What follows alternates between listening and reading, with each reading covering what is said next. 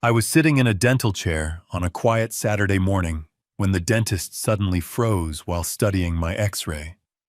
His face went pale. Then he looked straight at me and said, "Sir, don't leave this office.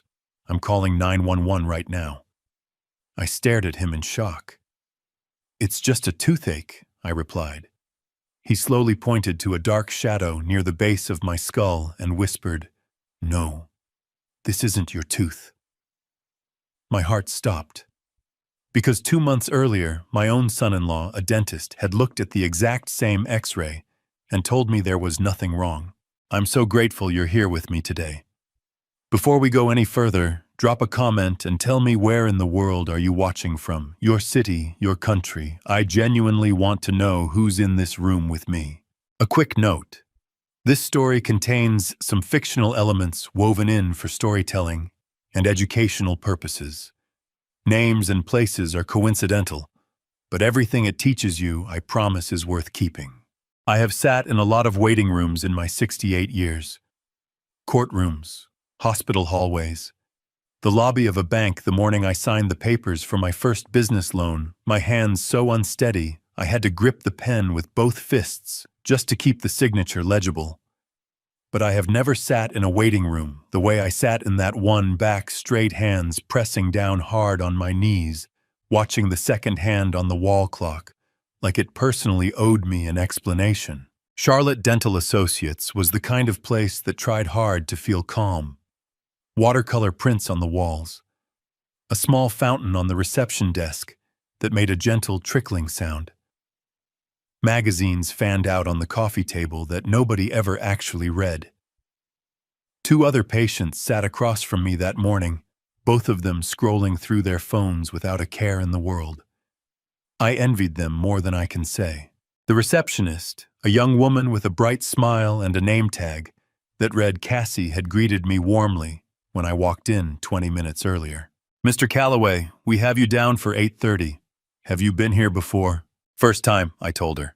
"Great. Dr. Webb will take good care of you. Can you fill this out for me?" She slid a clipboard across the counter.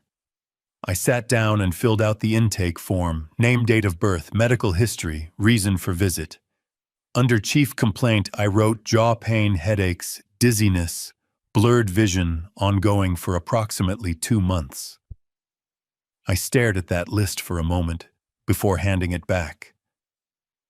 Written out like that all in a row, it looked like more than I had allowed myself to admit. A dental assistant named Brianna called me back about 10 minutes later.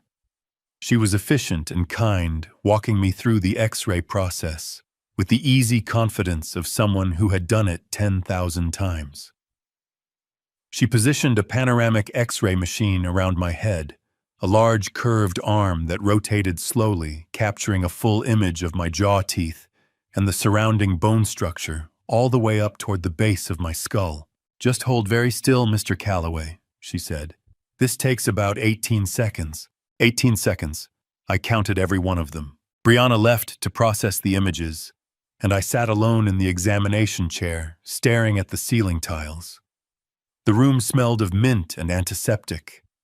Somewhere down the hall, a child was laughing at something. The sound felt very far away. That was when Dr. Marcus Webb walked in. He was a man somewhere in his early 50s with close-cropped gray hair and the kind of steady, unhurried presence that good doctors develop over decades of practice. He introduced himself with a firm handshake and settled onto his rolling stool, pulling my chart onto his lap. He reviewed it for a moment, then looked up at me with calm, attentive eyes. "So, Mr. Calloway, jaw pain, headaches, dizziness, some vision changes. How long has this been going on?" "About 2 months," I said. "Maybe a little longer." "And has anyone looked at this before today?" "My son-in-law," I said. "He's a dentist. He examined me back in July, took some x-rays at his own practice, told me it was inflammation around the root, gave me antibiotics." Dr. Webb nodded slowly. "Did the antibiotics help?" "Not much," I admitted. "Things have actually gotten worse." He nodded again, made a note, and excused himself to review my x-ray images. I listened to the quiet of the room, and tried to breathe evenly. My left temple was throbbing a low, persistent pressure that had become so familiar over the past weeks that I barely registered it anymore, the way you stop hearing the hum of an air conditioner after a while. Except this sound was inside my skull, and it never turned off. Dr. Webb was gone for perhaps 4 minutes. It felt like 40. When the door opened again, his expression had changed. Not dramatically, he was clearly a man who had trained himself to stay composed.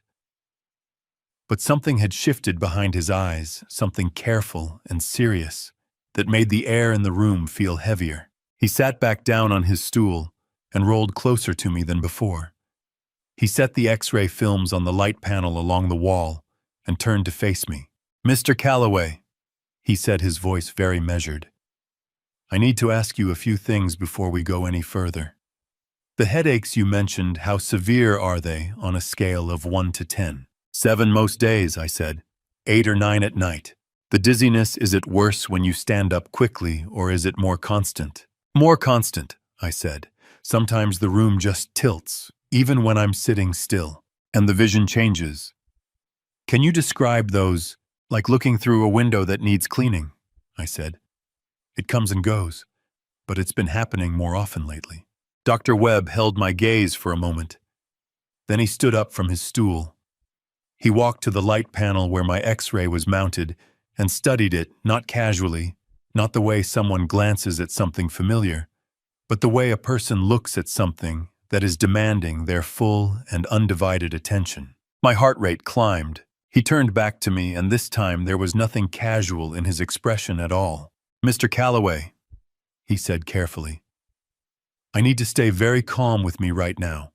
I'm looking at something on this imaging that concerns me significantly.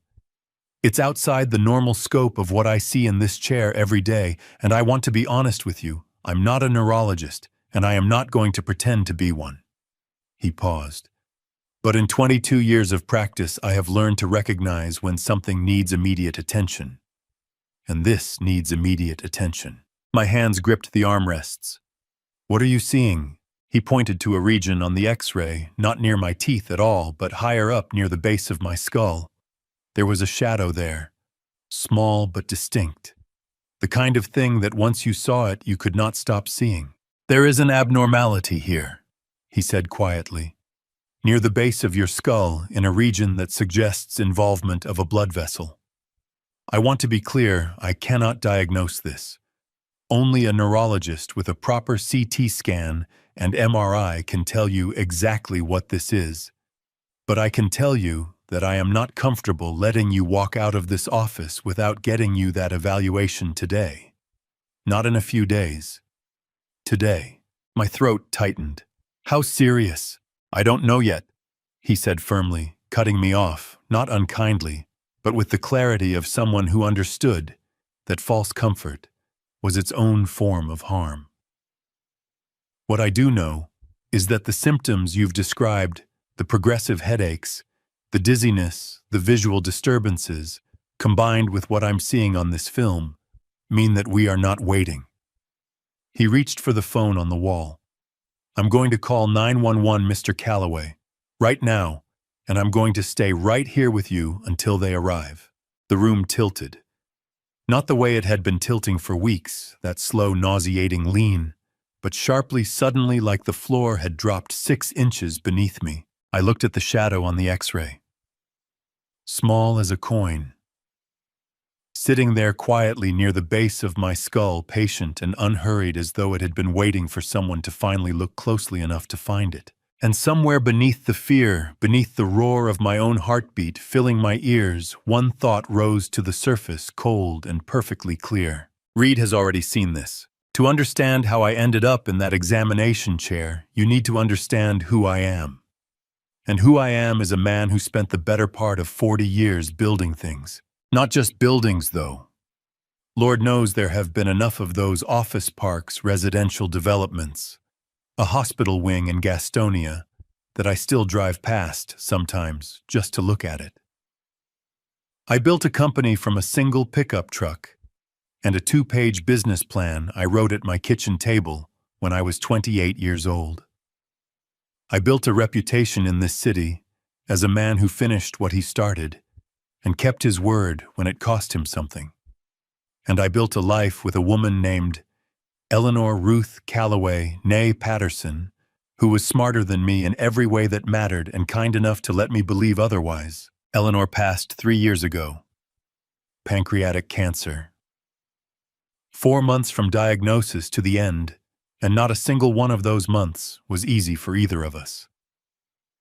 When she was gone, the house, a 4-bedroom colonial in the Dilworth neighborhood that we had chosen together 30 years earlier because Eleanor loved the oak trees on the street, became the loudest quiet place I had ever experienced. Diana, our daughter, was 34 that year. She had married Reed Mercer 2 years before Eleanor died, a tall, well-dressed man who ran a dental practice on Morrison Boulevard and had the kind of easy confidence that made people feel immediately at ease. I had watched him work a room at their wedding reception and thought this man could sell anything to anyone. At the time, I meant it as a compliment. About 18 months ago, Diana called me on a Sunday afternoon. "Dad," she said, "Reed and I have been talking. That house is too big for one person. We want to move in with you, take care of you. You shouldn't be rattling around in there alone." I almost said no. Some stubborn part of me that Eleanor used to call my fortress instinct rose up immediately. The part that did not like being taken care of, did not like admitting that the quiet in the house had become something more than I could manage on my own. But Diana's voice was warm and certain, and I was tired in a way I had not admitted to anyone, and so I said yes. They moved in on a Saturday in March. Diana rearranged the kitchen. Reed set up his home office in the guest room at the end of the hall. Dinners became a nightly event, again real dinners at the table with conversation. On the surface, it was everything a man in my position could have asked for. But there were moments. Small ones, the kind you brush past without examining too closely. One evening in early July, about 3 weeks before my tooth first started aching, we were finishing dinner, Reed's famous rack of lamb, which he made about once a month, with the kind of theatrical care that made you feel the effort was a gift specifically to you. He refilled my glass and leaned back in his chair with that easy smile of his. "Dad," he said, "I've been meaning to ask you something, the company Calloway Construction. You ever think about succession planning? What happens when you decide to step back?" I looked at him over my wine glass. Diana was clearing plates in the kitchen, humming something to herself. "I think about it," I said carefully, "because you've built something incredible." Reed continued, his voice warm and unhurried. 40 years of equity in that business. You'd want to make sure it goes somewhere that makes sense, protects what you've worked for. I set my glass down. "You sound like an estate attorney, Reed." He laughed, that easy, generous laugh that filled a room. "Just someone who cares about your legacy, Dad. That's all." I smiled back at him. I told him I appreciated it. And I meant it genuinely, because in that moment I had no reason not to. I was a 68-year-old widower who had a daughter who seemed to love him, and a son-in-law who seemed to respect him. And the oak trees outside were doing that thing they did in the Carolina summer, where the evening light turned them a shade of gold, that Eleanor used to call the hour that makes everything forgiven. I had no idea that the man sitting across from me had already begun to calculate the distance between where I was sitting and where he wanted me to be. I thought about that dinner a great deal in the weeks that followed, once the headaches started and the dizziness wouldn't let go, and my jaw throbbed through the nights like something with a pulse of its own. I turned it over the way you turn over a stone, not sure what you're looking for, just certain that something is underneath. Eleanor used to say I had good instincts, but terrible timing. That I always eventually saw the truth, just never quite fast enough to do anything useful with it while it still mattered. She wasn't wrong. But this time I was determined to be faster. "I should have listened to you sooner, Elle," I said quietly one night, talking to her photograph, the way I had developed the habit of doing since she left. "You always said he smiled too much." She was smiling in the photograph too, of course, wide and unguarded the way she smiled when something genuinely delighted her, which was often. But her smile and Reed's smile were not the same thing, and somewhere in the back of my 68-year-old brain, I had always known that, without being able to say exactly why. It took a shadow on an X-ray to finally give me the words. It started with a tooth. That is the part that still gets me even now, sitting here telling you this story. Not a chest pain. Not a dramatic dizzy spell that sent me grabbing for the wall. Not some unmistakable sign that a man my age would recognize immediately as a message from his body worth listening to. Just a tooth. A dull, nagging ache on the lower left side of my jaw that I woke up with one Tuesday morning in July of 2025, unremarkable as a cloudy sky. I lay in bed for a few minutes, prodding at it with my tongue, the way you do, half hoping it would turn out to be nothing. Maybe I had slept on my face funny. Maybe I had ground my teeth in the night. Eleanor used to say I clenched my jaw in my sleep whenever I was stressed, and Lord knows I had given myself enough to be stressed about, with the Henderson Project deadlines bearing down on the company like a freight train. I told myself that was all it was. I was 68 years old, and I had a big contract to close, and a jaw that was probably just registering its displeasure at 40 years of too much coffee and not enough sleep. I got dressed, went downstairs, and poured myself a cup of coffee I should not have had. Diana was already in the kitchen, standing at the counter, scrolling through her phone with one hand and holding a mug with the other.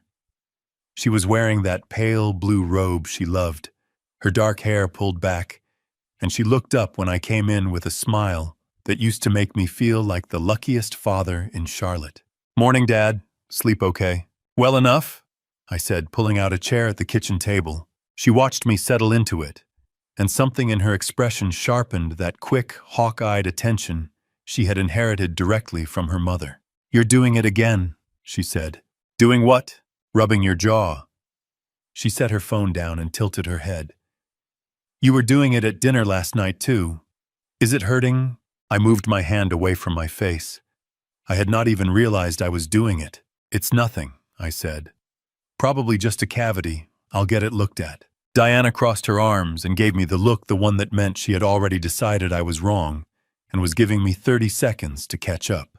"Dad, you have been saying I'll get it looked at about 17 different things for the past 3 years. You said that about your knee. You said that about the ringing in your ear. You are 68 years old, and you live in a house with a dentist, which means you have officially run out of excuses." I almost smiled at that. Almost. "Diana." "Reed," she called toward the hallway, her voice bright and certain. "Can you come in here?" I heard Reed's footsteps down the hall, that unhurried, measured pace of his, the pace of a man who was never caught off guard, because he never went anywhere without having already decided exactly what he was going to do when he got there.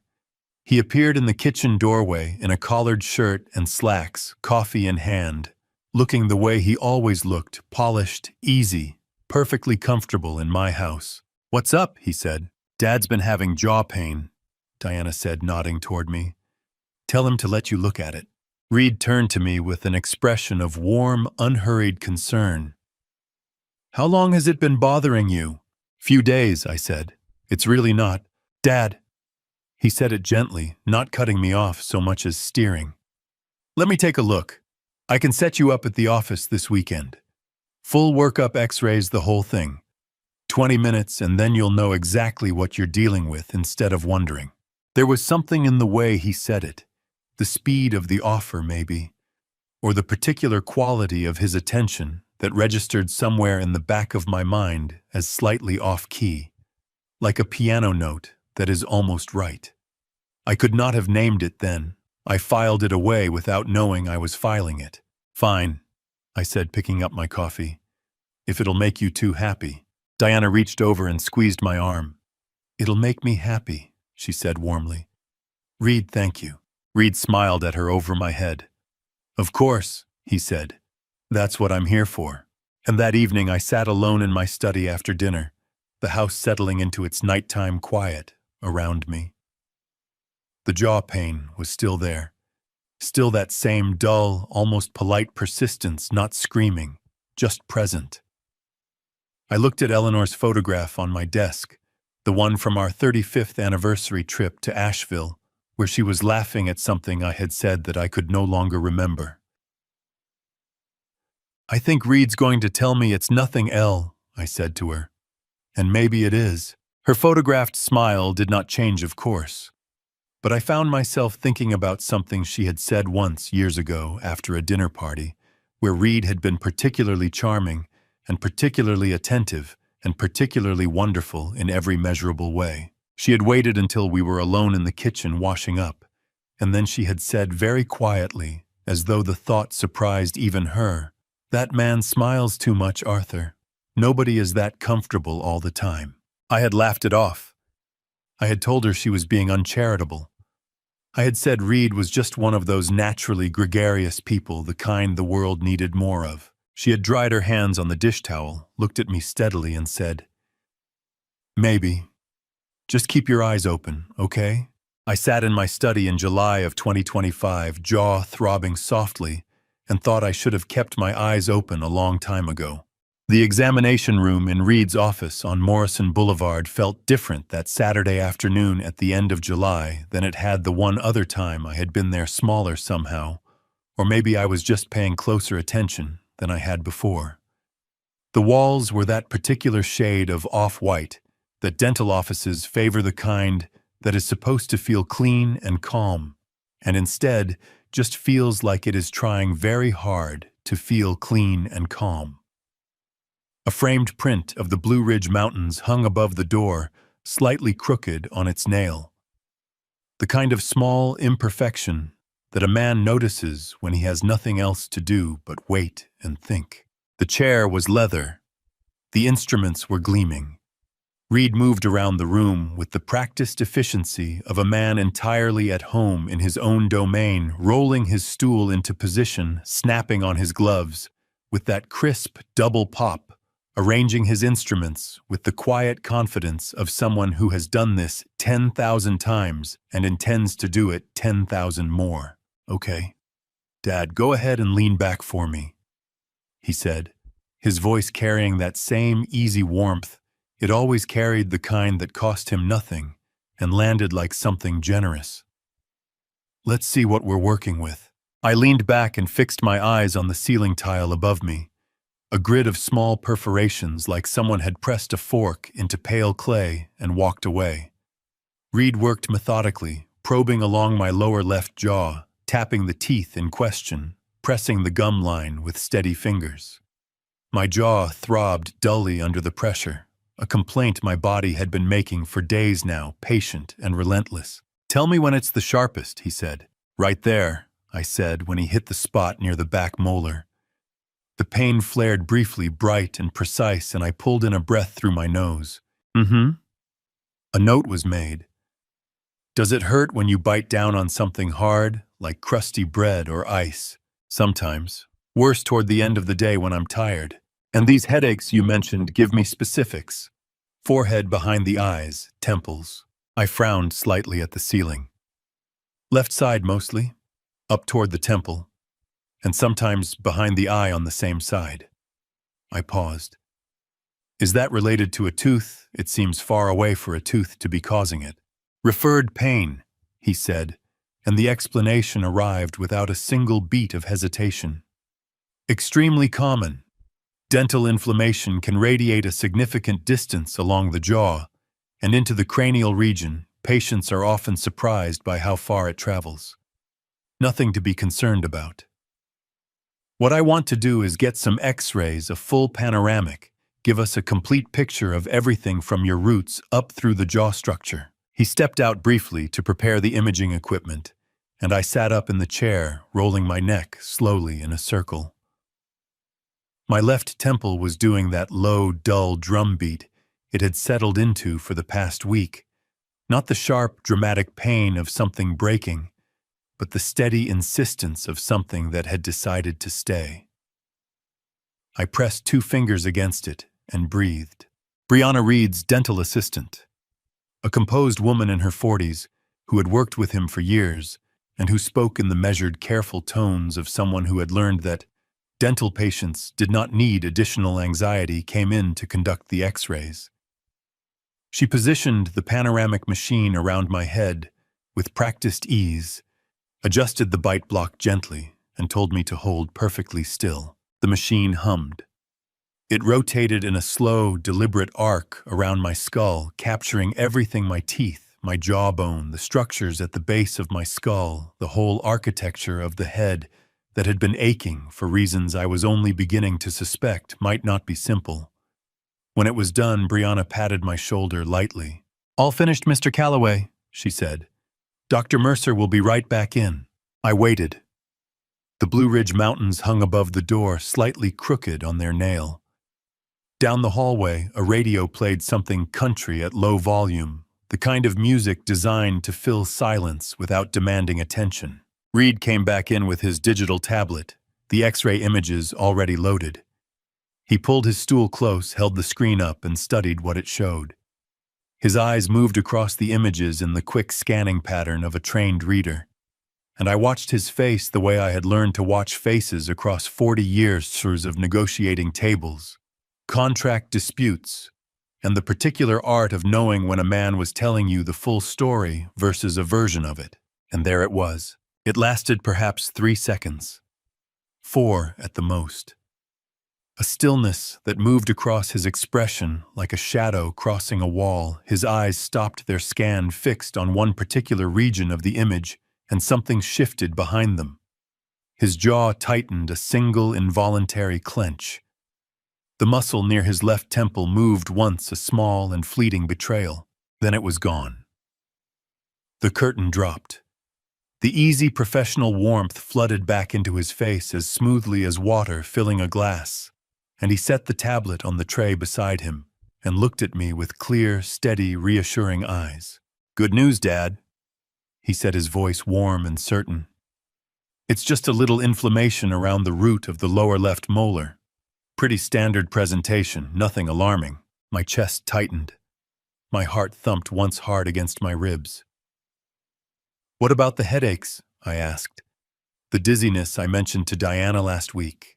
He waved one hand, a gesture that was dismissive, but carefully not unkind, the gesture of a man who has mastered the art of making concern feel excessive. "Absolutely related.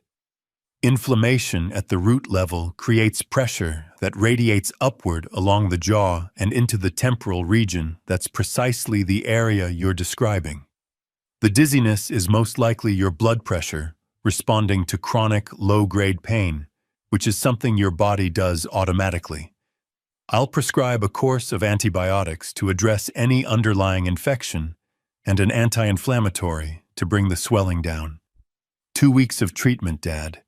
You'll feel like a different man." He said it all so fluently. Every piece arrived already fitted to the next, the whole explanation seamless and complete, like a speech rehearsed so many times it had stopped sounding rehearsed. "Too ready," something deep in my gut said quietly. Too smooth for a man who had just seen something on that screen that made his jaw clench. "Should I see someone else?" I pressed gently. "My regular doctor, maybe, for the headaches. Get another set of eyes on it." Reed shook his head, his expression firm but gentle. The expression of a doctor who has decided what is best and considers the conversation largely finished. "I really don't think that's necessary, Dad. This is a dental issue with referred symptoms. Classic presentation. You rest, take the medication consistently, and ease up on the hours you're putting in at the office." He reached across and gripped my shoulder, warm and solid, the grip of a man communicating certainty through his palm. "Trust me. I've got you." I looked at him. That easy smile, those clear, steady eyes, the absolute, unshakable confidence of a man delivering a verdict he had settled on before he walked back through the door. "Okay," I said. "I trust you, Reed." He was already standing, already moving, already done. I'll have Brianna print out the prescriptions. Want me to call them straight through to your pharmacy, save you a stop on the way home? That'd be great, I said. Done. 2 weeks and you'll be back to yourself, promise. He left. His footsteps receded down the hallway, at that same unhurried, measured pace, a man with nowhere urgent to be, nothing pressing, left unresolved. I sat in the leather chair in his clean, off-white office and did not move for a full minute. My jaw was still throbbing. My temple was still keeping its slow, patient time. Trust me, I've got you. The words settled into my chest in a way I could not entirely account for, not the relief they were designed to produce, but something heavier. Something that felt the way a door feels when you push against it, expecting it to open and find in the resistance that it is locked from the other side. And whoever locked it is standing on the other side, listening to you push, saying nothing. I reached up and pressed my fingers once more against my left temple. 2 weeks, he had said. I would feel like a different man. I looked at the Blue Ridge Mountains above the door and thought, I hope you're right, Reed. Even then, some quiet and stubborn part of me already suspected he was not. The antibiotics ran out on a Thursday morning, and I stood at the bathroom sink holding the empty orange prescription bottle in one hand and staring at it, the way you stare at a bill you cannot pay, not with surprise exactly, but with a particular hollow resignation. 14 days. Reed had said 2 weeks and the pain would be managed. I had counted those 14 days with the careful optimism of a man who needed something to count on. And now they were gone, and the pressure behind my left temple was sitting right where it had always been, patient and immovable, as though it had never once considered leaving. I set the bottle on the edge of the sink and pressed 2 fingers against my temple. The pressure pushed back. Still there, I said out loud to nobody. Downstairs, I could already smell coffee and something warm from the kitchen. Diana had taken to cooking breakfast every morning since I had started feeling worse, appearing at my bedroom door with a tray before I had even finished dressing. That morning, she knocked just as I was buttoning my shirt, balancing a bowl of oatmeal, a glass of orange juice, and a small plate of toast with the practiced ease of someone who had been doing it for weeks. "Morning, Dad," she said brightly, stepping inside and setting the tray on my dresser. "You need to eat before you do anything else. Your blood sugar gets low when you skip breakfast. You don't have to do this every morning." "Diana," I said, though I was already moving toward the tray because my appetite at least had not abandoned me yet. "I want to," she said firmly, in a tone that left no room for argument. She straightened the items on the tray with small, precise adjustments, the kind of unnecessary tidying that hands do when they need something to occupy themselves. "How did you sleep?" "Not great." I admitted, spooning oatmeal into my mouth.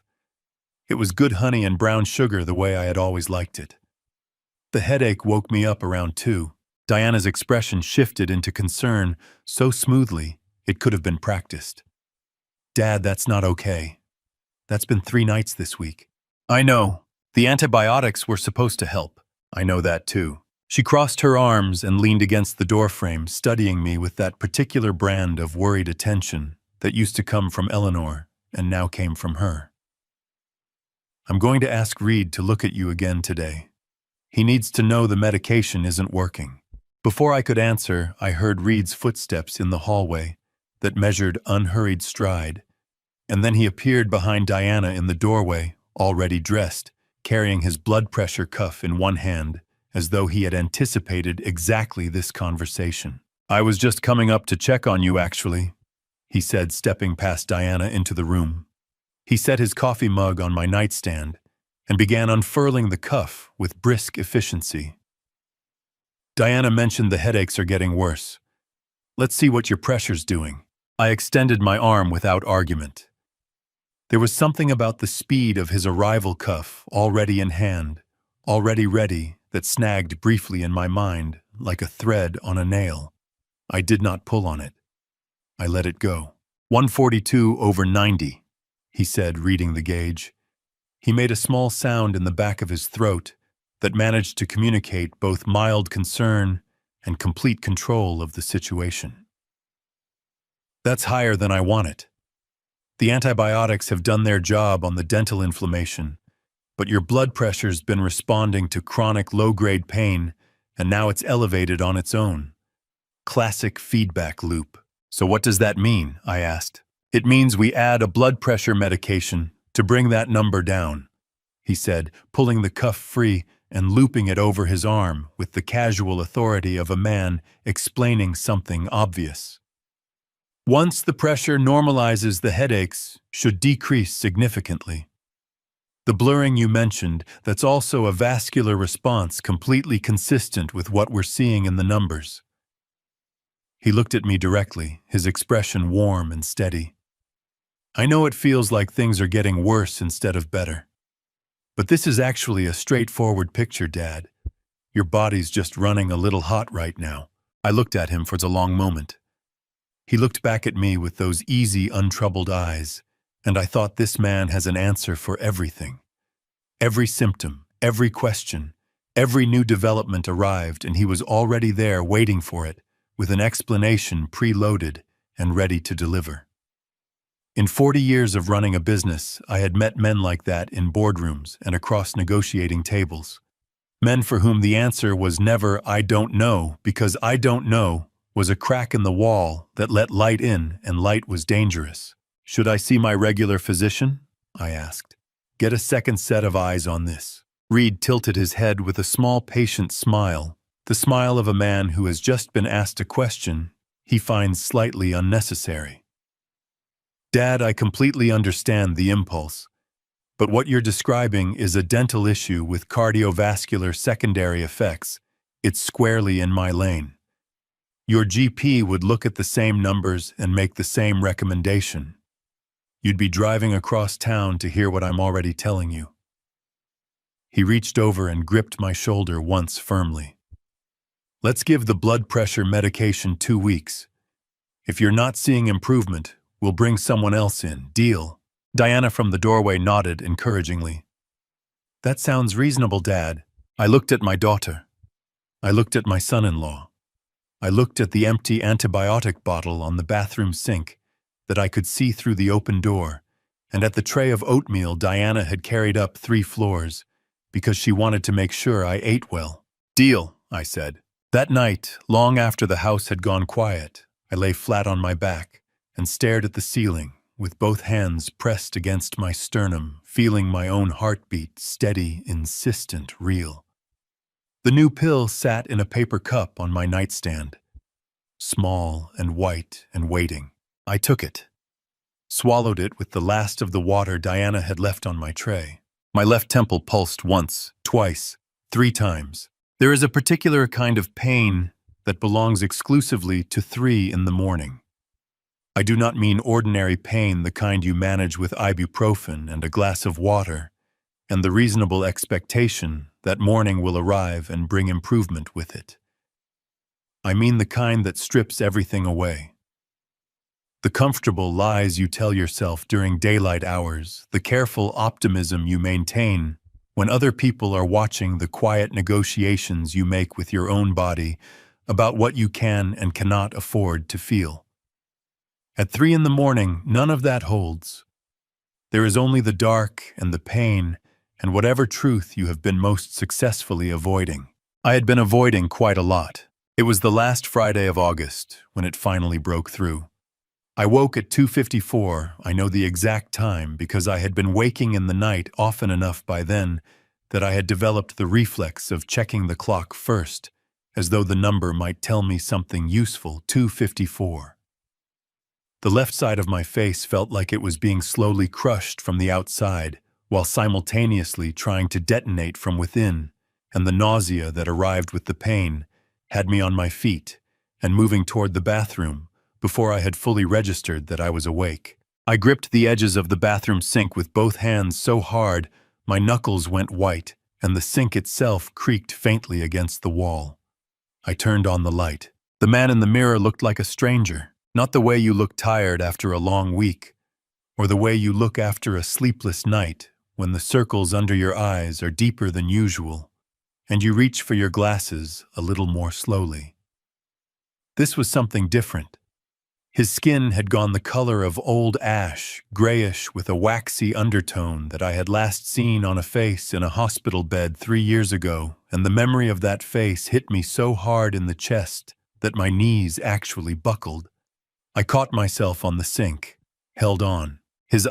My eyes were red-rimmed and glassy, and the left one had a slight, subtle drift to it, just the barest degree of misalignment that made my stomach turn over hard.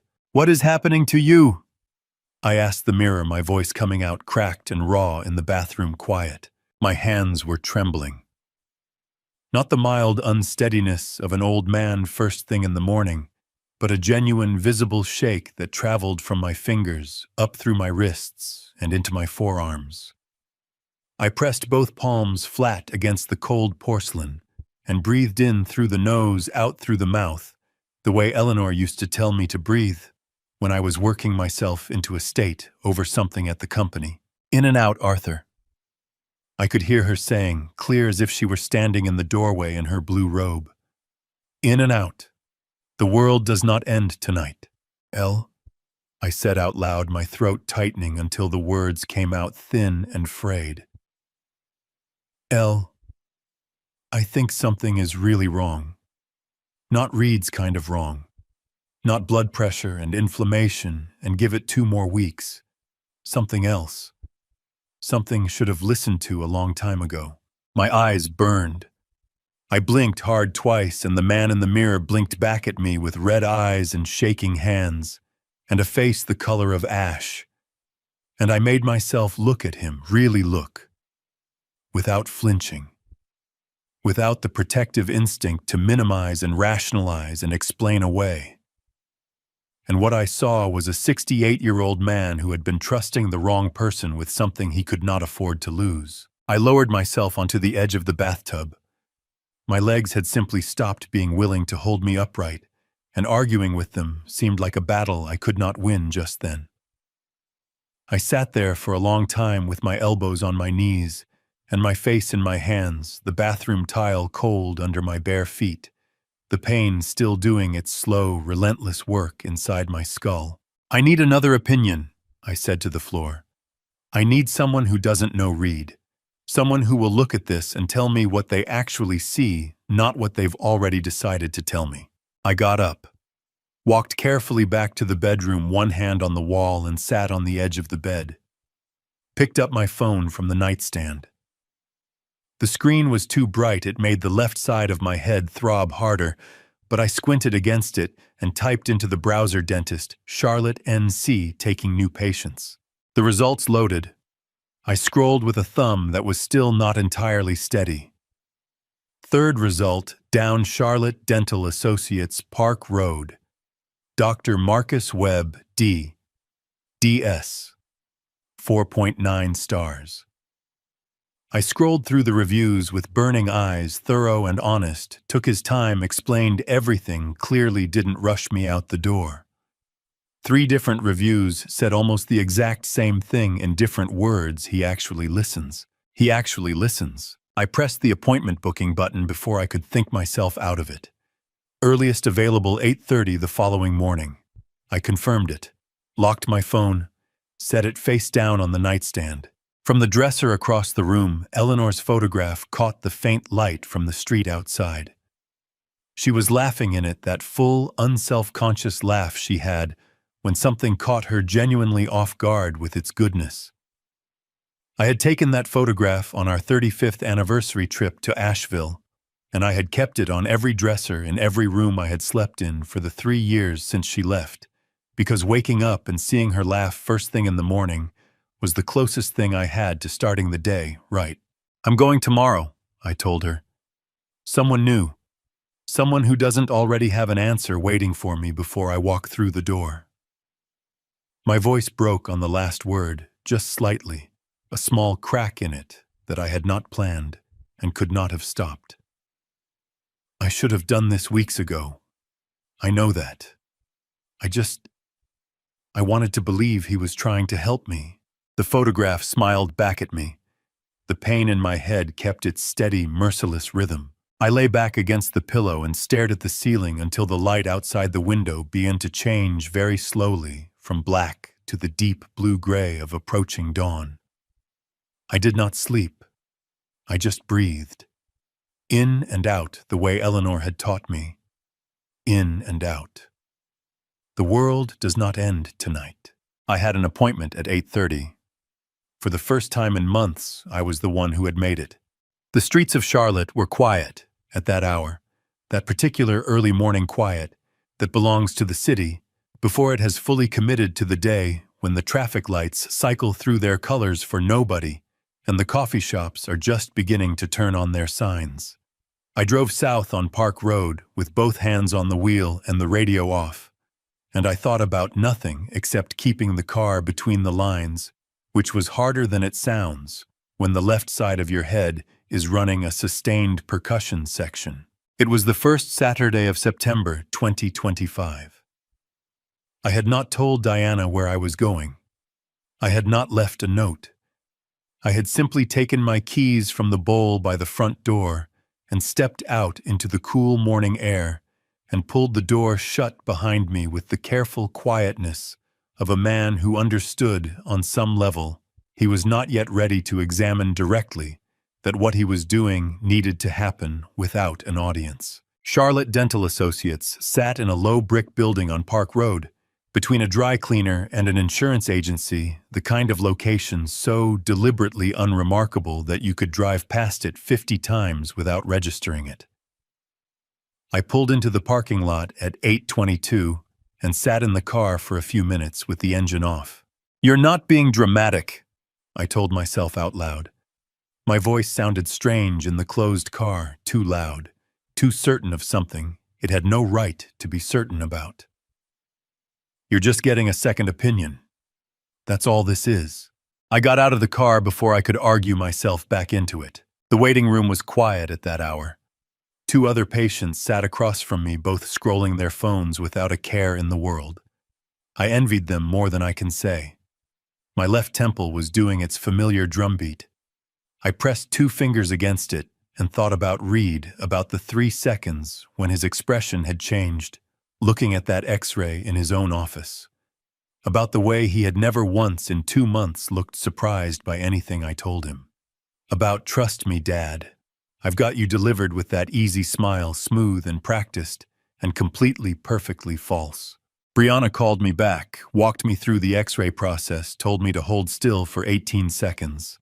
I counted every one. When she left to process the images, I sat alone in the examination chair and stared at the ceiling and tried to make myself believe that whatever Dr. Webb was about to find would be nothing, just inflammation, just referred pain, just an old man's body registering its complaints in the wrong zip code. I tried hard. I failed completely. The door opened and Dr. Marcus Webb walked in. He reviewed my intake form with genuine attention, asked me to tell him everything, and listened the way a man listens when he already understands that what he is about to hear matters. I told him all of it. July Reed, the antibiotics, the blood pressure medication, the 2 months of symptoms that climbed instead of falling.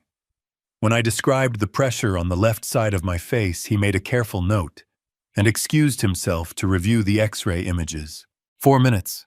It felt like 40. When the door opened again, his expression had changed. Not dramatically, he was clearly a man who had trained himself to stay composed. But something had shifted behind his eyes, something careful and serious, and he rolled his stool closer to me than before. "Mr. Calloway," he said, his voice very measured, "I'm going to be completely honest with you." He stood up and walked to the light panel on the wall and pointed to a region near the top of the X-ray film, not near my teeth at all, but higher near the base of my skull. There was a shadow there, small but distinct, the kind of thing that once you saw it, you could not stop seeing. "There is an abnormality here," he said quietly, "near the base of your skull in a region that suggests involvement of a blood vessel." I cannot diagnose what this is, only a neurologist with proper imaging can do that. But in 22 years of practice, I have learned to recognize when something needs immediate attention. And this needs immediate attention. He reached for the phone on the wall. I'm calling 911 right now, Mr. Calloway, and I'm staying right here with you until they arrive. The room tilted sharply. Who read your previous X-ray? He asked, already dialing. My son-in-law, I said, and my voice cracked on the last word. He's a dentist. Dr. Webb's hand paused on the phone for just a fraction of a second. Something moved across his face, recognition, or something adjacent to it, and then it was gone, and he was dialing, and I was staring at the shadow on my X-ray that Reed Mercer had already seen and called nothing. The ambulance ride to Charlotte Memorial Hospital took 9 minutes. I know this because one of the paramedics, a broad-shouldered young man named Travis, who moved with the calm efficiency of someone who had done this 1,000 times and intended to keep doing it correctly, told me the ETA as they loaded me in, and I counted the minutes against the rhythm of my own pulse, which was doing something considerably less calm than Travis. His partner, a woman named Delgado with quick hands and a no-nonsense manner that I found genuinely reassuring, had attached a blood pressure cuff to my arm before we had cleared the parking lot. 148/94, she said, reading the gauge. Mr. Calloway, have you been diagnosed with hypertension? My son-in-law has been treating me for it, I said. He's a dentist. She glanced at Travis. Just briefly, I caught it. Okay, she said in a tone that was perfectly neutral and somehow communicated everything. We're going to take good care of you. Charlotte Memorial's emergency department received me with the organized urgency of a place that had seen everything and had a protocol for all of it. Bright lights. The smell of antiseptic over something warmer and more human underneath. Voices calling out in the practiced shorthand of medical professionals who did not waste syllables. A nurse named Paulette, older, formidable, with reading glasses pushed up on her forehead, took my chart from the paramedics, glanced at it, and made a decision about me in approximately 4 seconds. Room 7, she said, pointing. Move. They moved. I went with them. Paulette asked me a rapid series of questions, while 2 other nurses attached electrode patches to my chest for cardiac monitoring and inserted an IV line into my left arm with a precision that barely registered as sensation. What was my name? Date of birth? Did I know what day it was? Did I have any allergies? Was I on any current medications? Blood pressure medication, I said. Prescribed by my son-in-law. I don't remember the name. And antibiotics, I finished those about 3 weeks ago.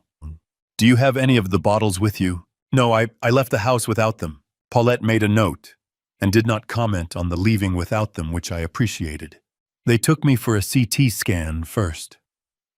A narrow table that slid into a large white ring. A technician's voice coming through a speaker telling me when to hold my breath and when to relax.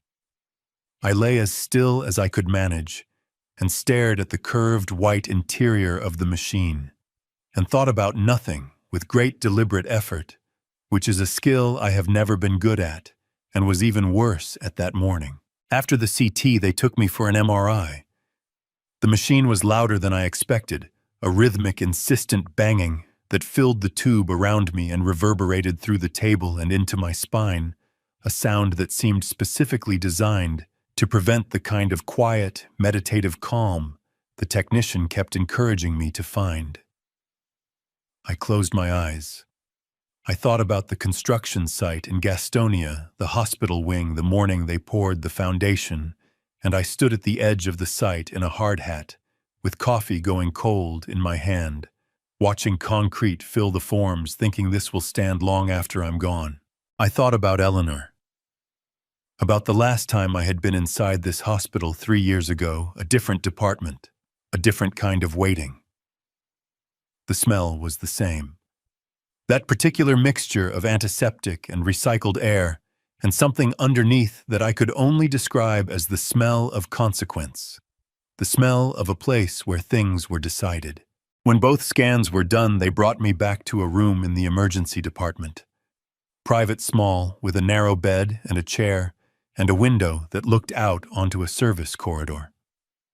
Paulette checked my IV line and told me a doctor would be in to review the imaging and speak with me shortly. "Is there someone you want us to call?" she asked, pausing at the door. "Family." I thought about Diana, about Reed, who would be wondering by now where I had gone. I had been missing long enough that he would have noticed, would have checked my room, would be constructing an explanation that suited him. "Not yet," I said. "I want to hear what the doctor says first." Paulette studied me for a moment, with the frank, assessing gaze of a woman who had heard many versions of "not yet" and understood most of them. She nodded once and left. I sat in the narrow bed in the quiet room and reached into the breast pocket of my jacket where I kept my wallet. I opened it and took out the photograph I had carried there for 3 years, Eleanor, at our 35th anniversary. Laughing at something I had said that I could no longer remember, her gray eyes lit up with it, completely unguarded and entirely herself. My throat tightened until it ached. "I should have called someone," I said to her, my voice coming out rough and thin. "Someone on my side. I waited too long, Elle. I let him keep explaining things to me, and I kept accepting it because he was family, and I was tired, and I missed you so much that I didn't want to believe anyone in our family could." I stopped, pressed the photograph against my sternum with both hands, and stared at the ceiling, and breathed through the burning in my eyes until I could trust my voice again. "I should have listened to you. You told me. 3 years ago in our kitchen, drying your hands on that blue dish towel, you told me, and I laughed it off, and I am so sorry, Eleanor. I am so sorry." A tear ran down my left cheek. I let it go. The room was very quiet. Dr. Carolyn Hart pulled her stool to within 3 feet of my bed and sat down at eye level, not across from me, not at a clinical distance, but close enough that I could see the fine lines around her eyes and the particular steadiness in her expression that told me she had done this before. Delivered news in small rooms to people who were not ready for it. She had the posture of someone who understood that how you sat mattered as much as what you said. "Mr. Calloway," she began, her voice unhurried and clear. "I've reviewed both your CT and your MRI. I want to walk you through what we found, and I want you to stop me at any point if something is unclear. Can you do that?" "Yes," I said. My own voice came out steadier than I deserved. She turned the tablet on her lap toward me. On the screen was an image I recognized from the MRI machine, the gray and white topography of a human brain, alien and familiar at the same time, like a map of a country you have never visited but have heard described your whole life.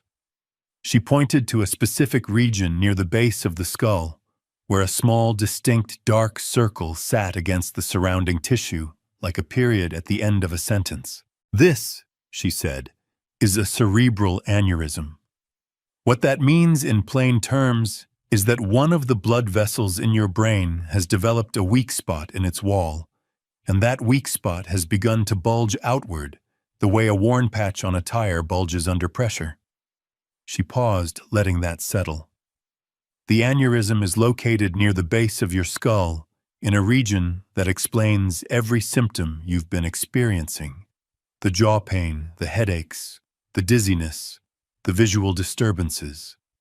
The pressure from the bulging vessel has been radiating outward through the surrounding structures for months." I stared at the dark circle on the screen. It was so small. A grape. A marble. Something that looked like it had no business being the center of this conversation.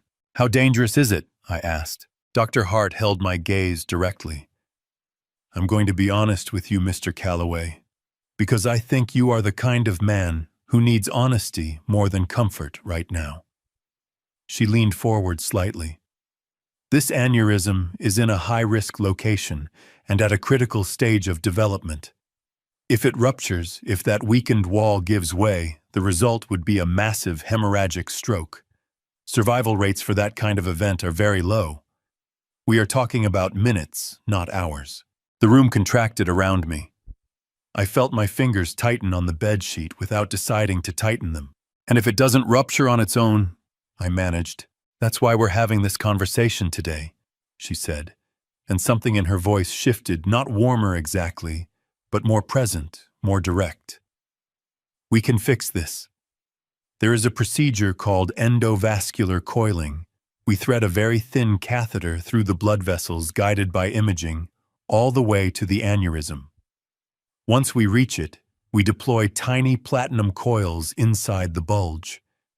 Those coils fill the space and cause the blood to clot, effectively sealing the aneurysm off from circulation.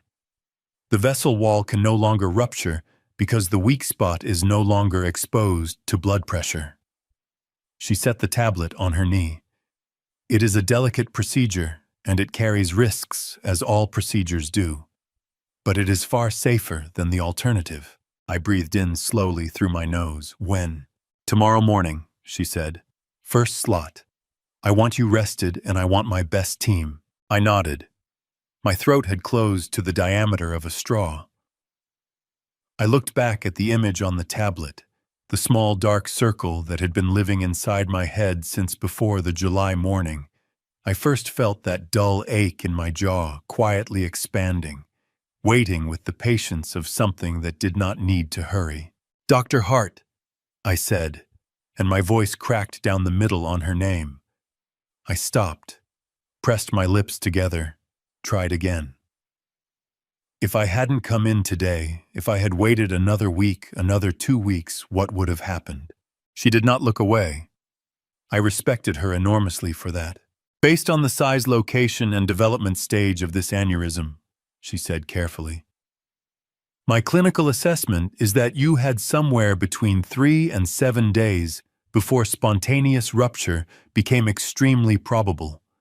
If you had not come in today, Mr. Calloway, she paused for just a fraction of a second, I do not believe you would have had another week. The words landed in my chest like something physical. 3 to 7 days. I thought about Reed's office in July. The 3-second pause when he looked at my X-ray. Just inflammation, Dad. Trust me. I thought about the antibiotics that did nothing. The blood pressure medication that changed nothing. The 2 months of sitting across from him at my own dinner table while he smiled at me with those easy, untroubled eyes. 2 months. He had known for 2 months. My eyes filled so suddenly and so completely that I could not have stopped it if I had wanted to. The tears ran straight down my face, and I did not wipe them away, I just let them go, because there was nothing dignified about any of this, and dignity had stopped being the point. Thank you, I said thickly to Dr. Hart, to the room, to whatever had made me pick up my phone at 3 in the morning and book an appointment with a dentist I had never met. Thank you for telling me the truth. Dr. Hart reached over and placed her hand briefly over mine, one firm, deliberate moment of contact. You came in, she said simply. That's what mattered. You came in. She scheduled the surgery for 7:45 the following morning and left me with a nurse who explained the prep procedure and a consent form I signed with a hand that was still not entirely steady.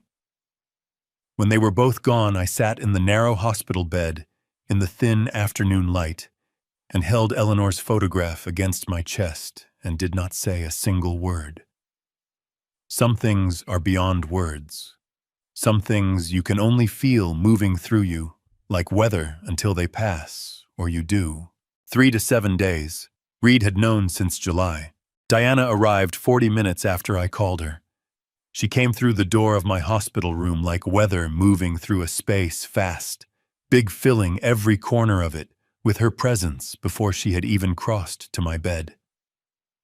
Her eyes were red, and her mascara had tracked 2 dark lines down her cheeks, and she was still pulling her coat straight as she walked as though she had put it on while running. Dad, she said, and her voice broke on that single syllable in a way that sent a sharp pain directly through the center of my chest.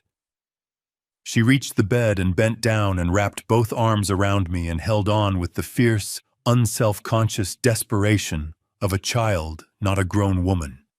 Her shoulders shook. I felt the warmth of her against my face and breathed her in that familiar scent of her hair, the same shampoo she had used since college, and let myself hold her back. "I'm here," I said into her hair. "I'm okay. The doctors have a plan." "You should have called me from the dentist's office," she said, pulling back to look at me. Her face was wet and crumpled and entirely unguarded. "Dad, you should have called me the second he said something was wrong. Why didn't you call me?" "I didn't want to frighten you until I knew what we were dealing with," I said. It was true as far as it went. She pressed the back of her hand against her mouth and looked at me with those red, searching eyes. "Are you scared?" I looked at my daughter, really looked at her, and felt something complicated move through me that I did not have a name for yet. "A little," I said honestly. "But I trust Dr. Hart, and I've been in harder rooms than this one." Diana let out a sound that was half laugh and half sob, and reached up to wipe her face with the heel of her hand. "You are the most infuriating man," she said, with a watery fierceness that sounded so precisely like Eleanor that my throat closed. Reed appeared in the doorway behind her. He was dressed in a collared shirt, and slacks had come straight from somewhere, or had taken the time to dress carefully before coming. I was not sure which, and found myself noting the uncertainty. He stepped into the room with that measured, unhurried stride of his, and came to stand beside Diana, one hand moving to the small of her back in a gesture that was both affectionate and, I thought, slightly steadying her or steadying himself. "Dad," he said, his voice warm and grave, "I'm so relieved you're okay. When Diana got your call and told me what happened." He shook his head, his jaw tight with what presented itself as controlled distress. "I've been going over your case in my head since we left the house. The symptoms you were having, I want you to know I take full responsibility for not connecting the dots sooner. I should have referred you to a specialist weeks ago. I was too confident in my own read of the situation, and I am genuinely sorry." I looked at him. In 40 years of running a business, I had sat across from a great many people who were sorry about contracts. They had broken, sorry about money. They had moved, sorry about things they had said in rooms they did not know I had ears in. I had learned over those 40 years to listen to an apology the way you listen to a building, not to the surface, not to the paint and the trim, but to the structure underneath, where the weight was actually sitting, whether the foundation was doing what it claimed to be doing. Reed's apology had beautiful trim, clean lines, everything exactly where it should be. I watched his eyes while he spoke. Diana's eyes, red and swollen, moved constantly to me, to Reed, to the monitor beside my bed, back to me. She was feeling everything, wearing it all on her face the way she always had, the way Eleanor had the transparent heart that I had loved in both of them. Her eyes were full of water every time she looked at me. Reed's eyes were dry, not controlled dry the way a person holds themselves together through sheer will. Just dry. Clear and focused, and moving with a precision that had nothing to do with grief and everything to do with assessment. Taking in the room, the monitors, the IV line in my arm, the consent forms on the bedside table, all of it cataloged with the quiet efficiency of a man running an inventory. "Reed," I said, keeping my voice even and warm. "I appreciate that, truly. These things happen. What matters is that we caught it." Something moved very briefly across his face, something quick and unreadable that was gone before I could name it. Then he nodded. "That's exactly right. That's the only thing that matters now." They stayed for 2 hours. Diana held my hand for most of it, talking about small things. Her friend's new baby, a restaurant on South Boulevard she wanted to try when I was recovered, a show she had been watching that she thought I would like. Reed sat in the chair by the window, contributing occasionally his phone face down on his knee. When they left, Diana hugging me one more time at the door, making me promise to text her the moment I woke up from surgery, I watched Reed guide her out with his hand at her back. And I noticed the way he glanced back at me once from the doorway before the door swung closed. A brief measuring look. The look of a man checking something. I lay back against the pillow and put my hand over Eleanor's photograph in my breast pocket. "I see it now, Elle," I said quietly to the ceiling, to her, to the night settling in outside the window. "I see exactly what you were trying to tell me. And I promise that if I wake up tomorrow, I am going to find out everything." Arthur survived the surgery, but what he woke up to was far more dangerous than any aneurysm. Before I take you further, drop a 1 in the comments right now. Just a single one, so I know you're still here with me, because what's coming next is the part of this story I almost didn't have the courage to tell. Heads up, the chapters ahead weave in some fictional elements for storytelling purposes, shaped to educate, not to mislead. If that's not for you, this is a good place to step away. But if you're staying, hold on tight. The first thing I noticed when I woke up was the pain. Not the dull, grinding pressure that had been living in my left temple for months. This was different. Sharper, more immediate, the clean surgical pain of a body that had been through something and was filing its report. The second thing I noticed was the ceiling, white and bright and absolutely stationary above me. Not tilting, not blurring at the edges, just ceiling steady and real, and I lay there looking at it for a long moment before I understood what the steadiness meant. I was alive.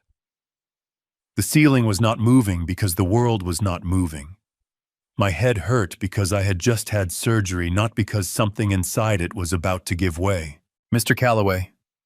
A voice to my left, steady, professional, warm. I turned my head carefully and found a nurse I had not seen before, a young man with careful eyes and a blood pressure cuff already in his hands. "Good morning. Can you tell me your name?" "Arthur Calloway," I said. My voice came out rough as gravel. "Good. Do you know where you are?" "Charlotte Memorial," I said.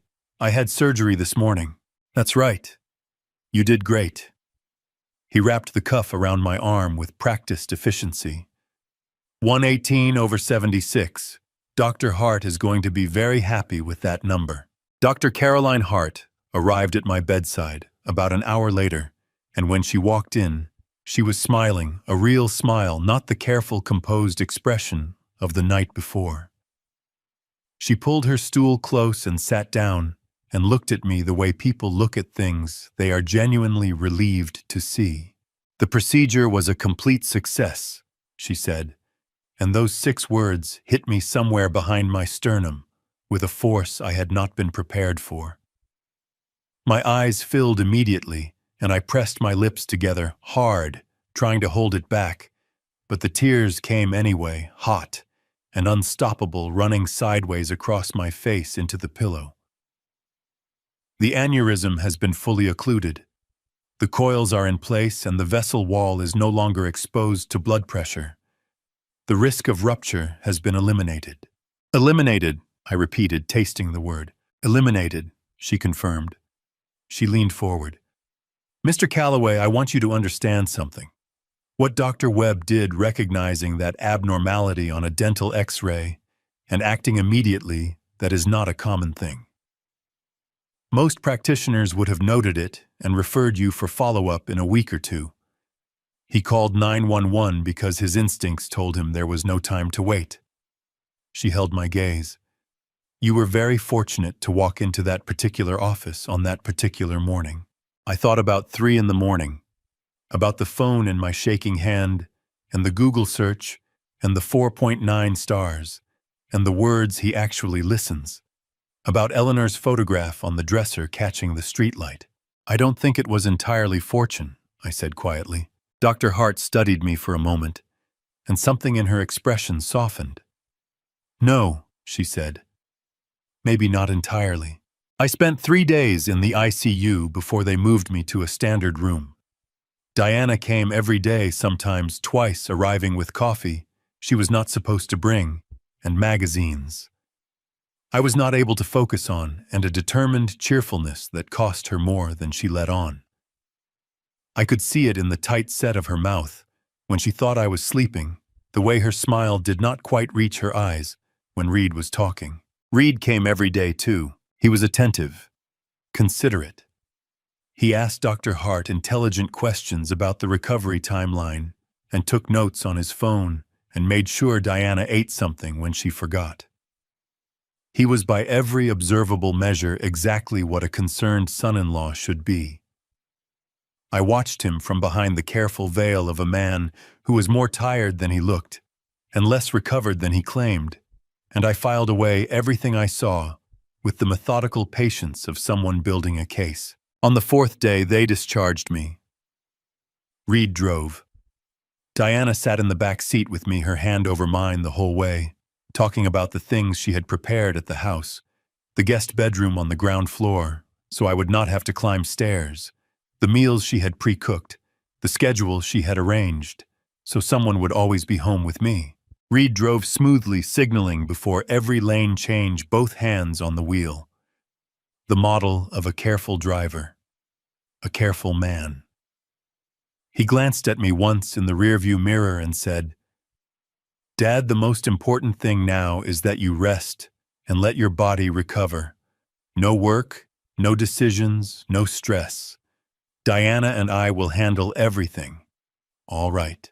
"All right," I said, looking out the window at the Charlotte streets sliding past in the late afternoon light. "Handle everything." In my jacket pocket, my phone was warm against my ribs. I had not used it for anything yet, not since the hospital.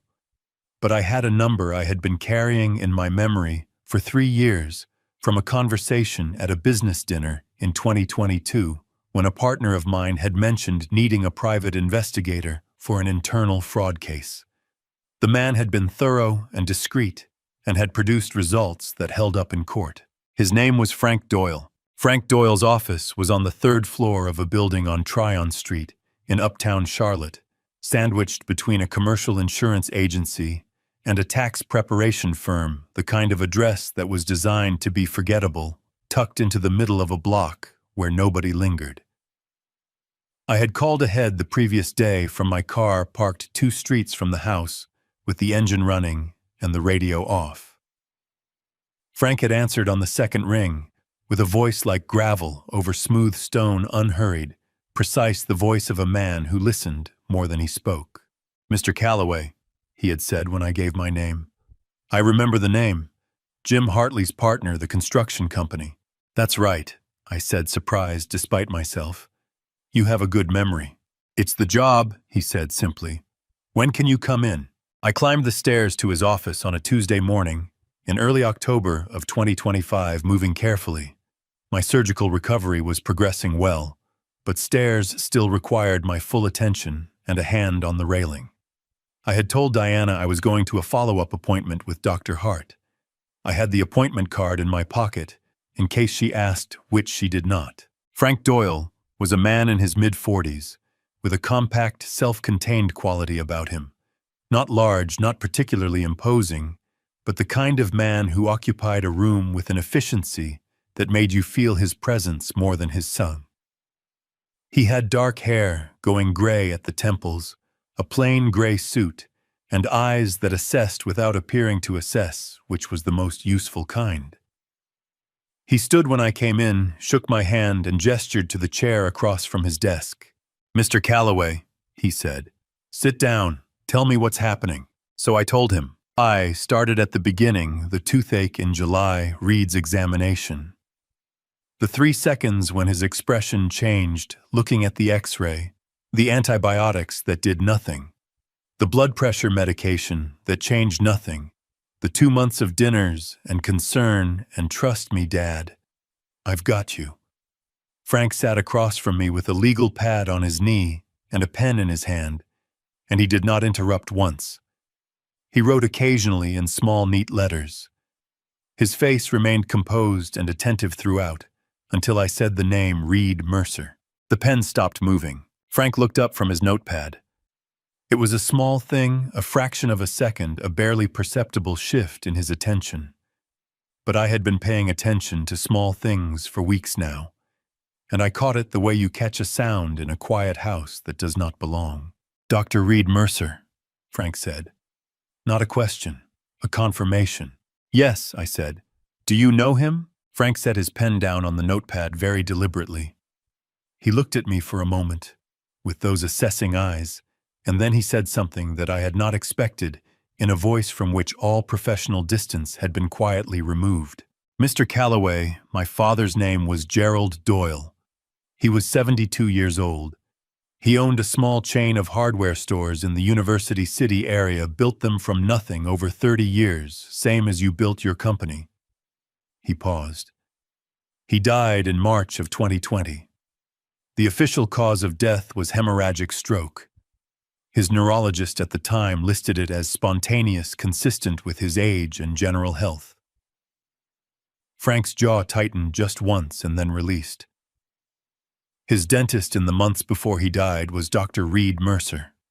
Gerald had been having headaches, dizziness, vision changes. Reed told him it was a dental issue. Referred pain. Nothing serious. The air in the room changed. I felt it physically, a drop in temperature that had nothing to do with the building's climate control and everything to do with the thing that had just been said. "Frank," I said carefully, "are you telling me—" "I'm telling you that I have been building a file on Reed Mercer for 4 years, Frank said, his voice steady and flat, and entirely without drama, the voice of a man who had rehearsed this sentence 10,000 times. "I hired 3 different investigators over that period. I obtained dental records through my father's estate. I tracked down 2 other former patients of Mercer's who reported similar experiences, both elderly, both financially comfortable, both of whom recovered from their symptoms after changing dentists and receiving proper care." He reached into his bottom desk drawer and produced a thick manila folder worn at the corners from handling and set it on the desk between us. On the tab in neat block letters, Mercer are ongoing. "The problem has always been the same. I had pattern. I had circumstance. I had the testimony of living patients who could not prove what they could not prove. What I did not have," he tapped the folder once, "was someone who survived, who had documentation of Reed Mercer's direct involvement, and who was willing to pursue it." My hands were trembling. Not from weakness, from something much older and colder than weakness, the particular tremor that moves through a person when the shape of something they have been living inside of finally becomes visible to them all at once. "Your father," I said, and my voice came out cracked and low. "Reed Mercer let your father die." Frank held my gaze. "That is what I believe," he said, "and now I think we can prove it." I looked at the folder on the desk between us. 4 years of a son's grief organized into tabs and chronologies and evidence that had been waiting for the one piece it was missing. I thought about Eleanor, about the photograph against my chest in the operating room, about Gerald Doyle, 72 years old, who had built something from nothing and had not lived to see what happened to it. I reached across the desk and extended my hand. Frank Doyle took it without hesitation. "Tell me everything," I said. Frank called me on a Wednesday morning in the 3rd week of October, 2.5 weeks after our first meeting. I was sitting at my desk in the study at home going through the Calloway Construction quarterly reports with the careful, unhurried attention of a man who had decided he was done letting other people manage things on his behalf. Diana had gone out to run errands. Reed was at his practice on Morrison Boulevard. The house was mine, and the quiet in it felt clean for the first time in months. "I have something to show you," Frank said when I picked up. His voice had that particular quality it got when he had found what he was looking for. Not excited, Frank Doyle was not an excitable man, but precise in a way that had an edge to it. "Can you come in this afternoon?" 2 o'clock, I said. "I'll be here." I arrived at his Tryon Street office at 1:58. Frank was already at his desk with a series of documents laid out in a careful row the way a surgeon lays out instruments before an operation. Everything in its place. Everything with a purpose. He stood when I came in, shook my hand, and gestured to the chair across from him. "Before I show you anything," he said, settling back into his seat, "I want to tell you how I got it. Because in this business, how you get something matters as much as what it says." "All right," I said. "Dr. Alan Foster is a radiologist, a diagnostic imaging specialist at Charlotte Regional Medical Center. He's been on staff there for 11 years. Reed Mercer sent him your dental x-ray on July 29th of this year, asking for a second read on a region near the skull base." Frank slid the first document across the desk, a printed email, the formatting slightly compressed from the forwarding chain. Dr. Foster responded the following morning, July 30th, 9:23 a.m. I picked up the paper. The email was short. 3 sentences. I read them and my vision blurred so suddenly that I had to set the paper down and press the heels of both hands against my eyes for a moment to get myself back. Read. "I've reviewed the imaging you sent. This patient has a high-risk cerebral aneurysm near the skull base. This is a medical emergency. Get him to a hospital immediately. Do not delay." 3 sentences. July 30th. Reed had read these 3 sentences and driven home and sat across from me at my dinner table and said, "The antibiotics should do the trick, Dad. Give it another week." "How did you get this?" I managed. My voice came out barely above a whisper. "Dr. Foster gave it to me voluntarily," Frank said. When I reached out and explained the situation, he was, I think the word is, horrified. He said he had sent a follow-up email a week later when he didn't hear back, and when that also received no response, he assumed Reed had handled it, and the patient had been treated. He had no idea. Frank paused. He has kept copies of both emails in his personal files since July. He was the one who sent them. They are his to share. "Both emails," I repeated.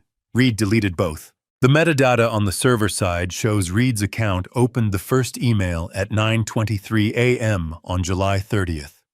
It was deleted from his inbox at 11:47 p.m. the same night. Frank's voice was entirely level, the practiced flatness of a man delivering a verdict. 14 hours, Mr. Calloway. He read it, thought about it for 14 hours, and deleted it. The number landed in my chest like a stone dropped into still water. 14 hours. Reed had held my life in his hands for 14 hours and made his decision in the dark. My hands were shaking so badly, I pressed them flat against my knees to stop it. The paper with the email sat on the desk between us, and I could not look at it, and I could not look away from it. "There's more," Frank said quietly. He slid a second document across the desk. This one was a photocopy of a formal legal document. Dense text, official formatting, a notary seal at the bottom. And at the signature line in handwriting I recognized as my own, but had never written Arthur J. Calloway. My stomach dropped straight through the floor. "What is this?" I asked, though some part of me already knew. "A last will and testament," Frank said, "dated 4 months ago. In it you leave the entirety of your estate, Calloway Construction, all real property, all financial accounts, to Diana Calloway Mercer, with Reed Mercer named as executor." He leaned forward. "You did not write this document, Mr. Calloway. That signature was forged. The notary seal belongs to a notary public whose license was revoked in 2022 and who has been operating illegally under a different name. I have her current address." I stared at my own forged signature. The handwriting was close enough to fool someone who was not looking for the difference, close enough to stand up in probate court if nobody challenged it. Reed had studied how I signed my name. He had practiced it, or paid someone to practice it, and he had done it well enough that a judge might not have questioned it. "Forgery of a will is a felony in North Carolina," Frank said. Class H felony punishable by up to 25 months in prison. Using a fraudulent notary compounds the charge. He was going to file this, I said. It came out flat stripped of everything except the bare fact of it. After I died, he was going to walk into probate court with my signature on a document I never touched. Yes, Frank said, that is exactly what he was going to do. I sat back in the chair and looked at the ceiling of Frank Doyle's third-floor office and breathed in and out very slowly and deliberately the way Eleanor had taught me, because the alternative was to put my fist through the nearest wall, and that would not help anyone. My jaw was tight. My eyes were burning. Everything inside me that I had been holding in careful suspension since September was pressing against the walls of my chest with a force I was struggling to contain. Is Diana's signature on this? I asked when I trusted my voice again. No, Frank said. Reed did not include Diana as a signatory. She is the beneficiary, not a party to the document, which means she may not have known this specific document existed, I said. Frank nodded once. That is my current assessment. Frank refilled his own coffee from the machine on the credenza, offered me a second glass of water, which I accepted, and settled back into his chair with the composed deliberateness of a man who understood that the next part of what he had to say required both of them to be as steady as possible before he began. Outside the window, the October afternoon had gone the color of old brass, that particular late-fall Charlotte light that made everything look simultaneously beautiful and like it was ending. I noticed it the way you notice small things when your brain is trying to find something to hold on to. There's more, Frank said. It was not a question. Tell me, I said. He opened a second manila folder, thinner than the first, but the thinness of something concentrated rather than incomplete. He removed a stapled document and set it on the desk facing me. November of last year, he said. 8 months before your symptoms began. Reed Mercer contacted Meridian Life Insurance Company and applied for a life insurance policy on your behalf. The coverage amount was $4.2 million. The named beneficiary was Diana Calloway Mercer.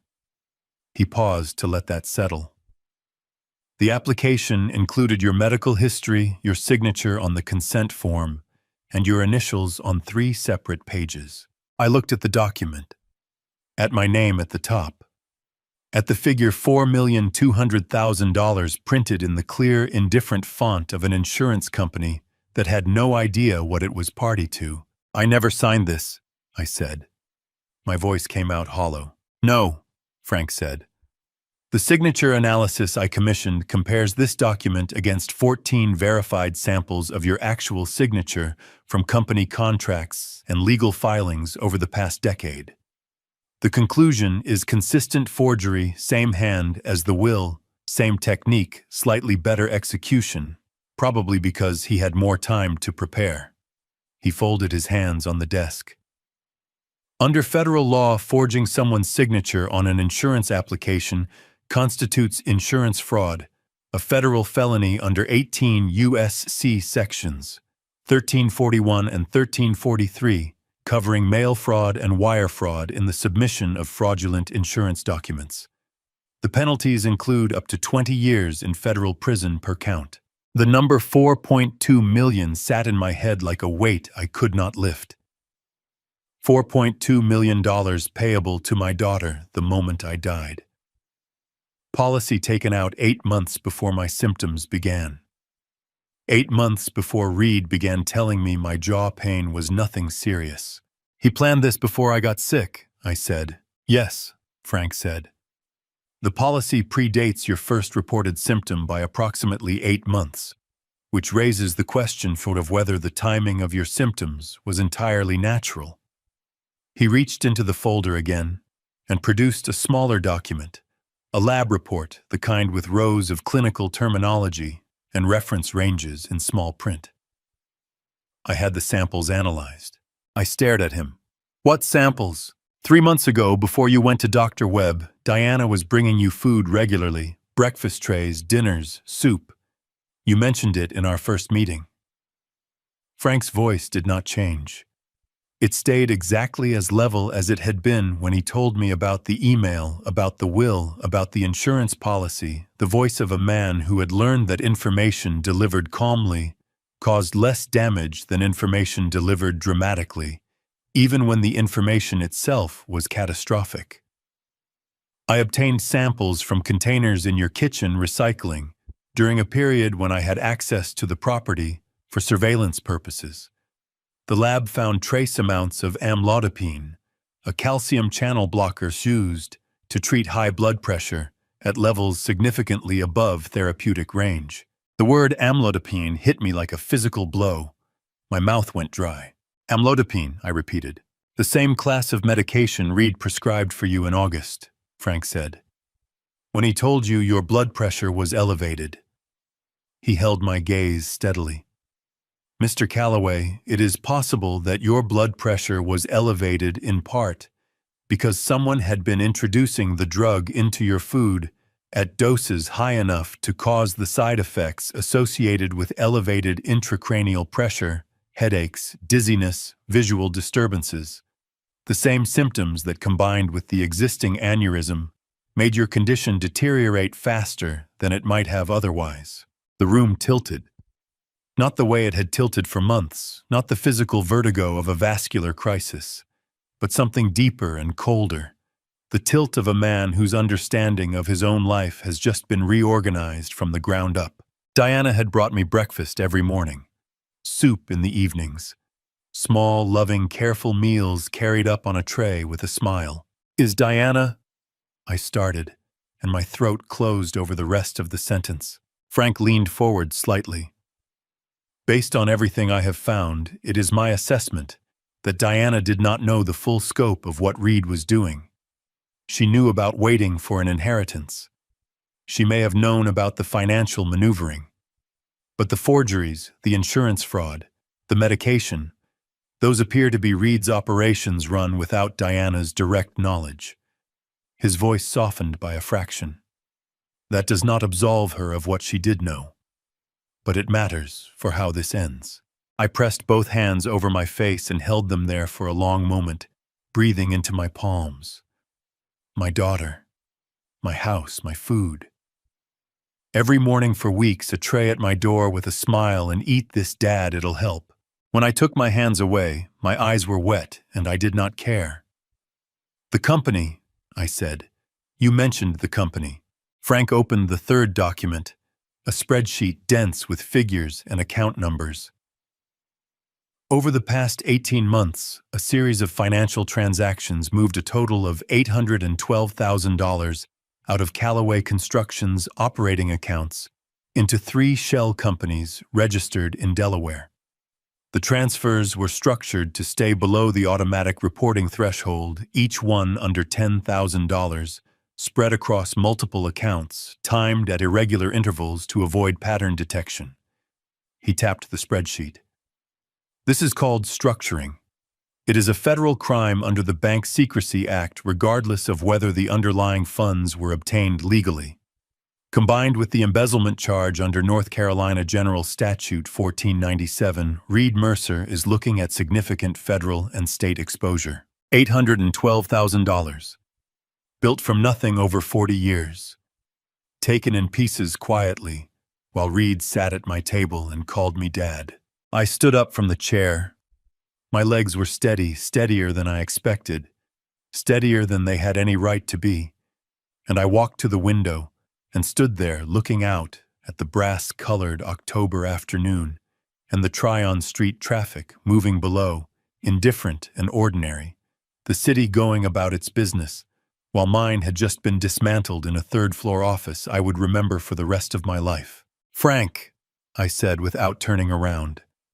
My voice was quiet and entirely certain. "What else?" On a gray Thursday afternoon in late October 2025, I sat across from Frank Doyle in his Tryon Street office for the third time that month, and I knew from the way he set his phone face down on the desk and drew a long breath before speaking, that whatever came next would not leave me the same man I was when I walked in. "Arthur," Frank said, his voice steady but carefully measured the way a surgeon speaks before making an incision. I want you to prepare yourself. What you're about to hear is difficult. If you need me to stop the recording at any point, you just say the word. I straightened in the chair, pressing my back against the leather, willing my spine to hold me upright.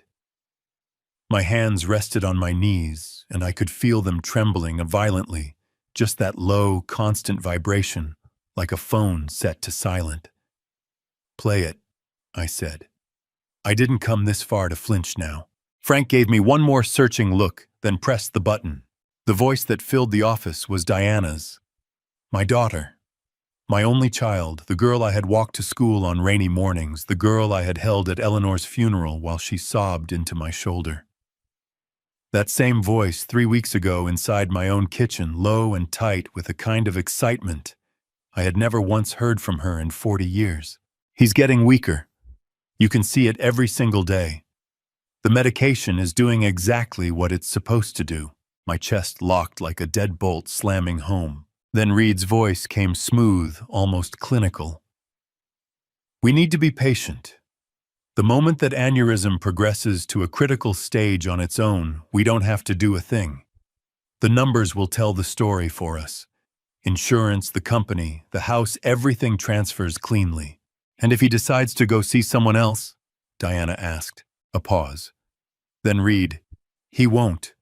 He trusts me. And even if he does, by that point it'll be too late for anyone to do anything meaningful. Diana let out a short, hollow laugh. I just want it to be over. Is that terrible? I'm so tired of waiting. That's not terrible, Reed said, and I could hear the smile in it, that easy, practiced smile I had watched for 3 years across my dinner table. That's just being realistic. Frank reached over and stopped the recording. He had explained to me when he first played it 3 days earlier that the recording had been obtained under a court-authorized wiretap order, submitted through Detective Price's office to Mecklenburg County Superior Court 6 weeks prior on the basis of the financial evidence and the deleted email. Everything by the book. Everything that would hold up. The silence that followed was not peaceful. It was the kind that presses against your ears, that fills your lungs and makes it hard to breathe. Stop the recording, I finally managed. My voice came out cracked down the middle like old timber giving way. I've stopped it, Frank said quietly. He set the phone down and folded his hands, watching me without pressure, giving me the space to fall apart or hold together whichever I needed. What I needed was to stand up. I pushed myself out of the chair on legs that barely felt attached. To the rest of me walked to the window and pressed one palm flat against the cold glass. 3 stories below, Charlotte moved at its usual pace. Cars, a woman pushing a stroller, a delivery truck double parked, and none of it looked real to me anymore. That was my daughter, I said more to myself than to Frank. She was talking about me dying like she was talking about a stock she wanted to sell. Yes, Frank said. He didn't add anything to that.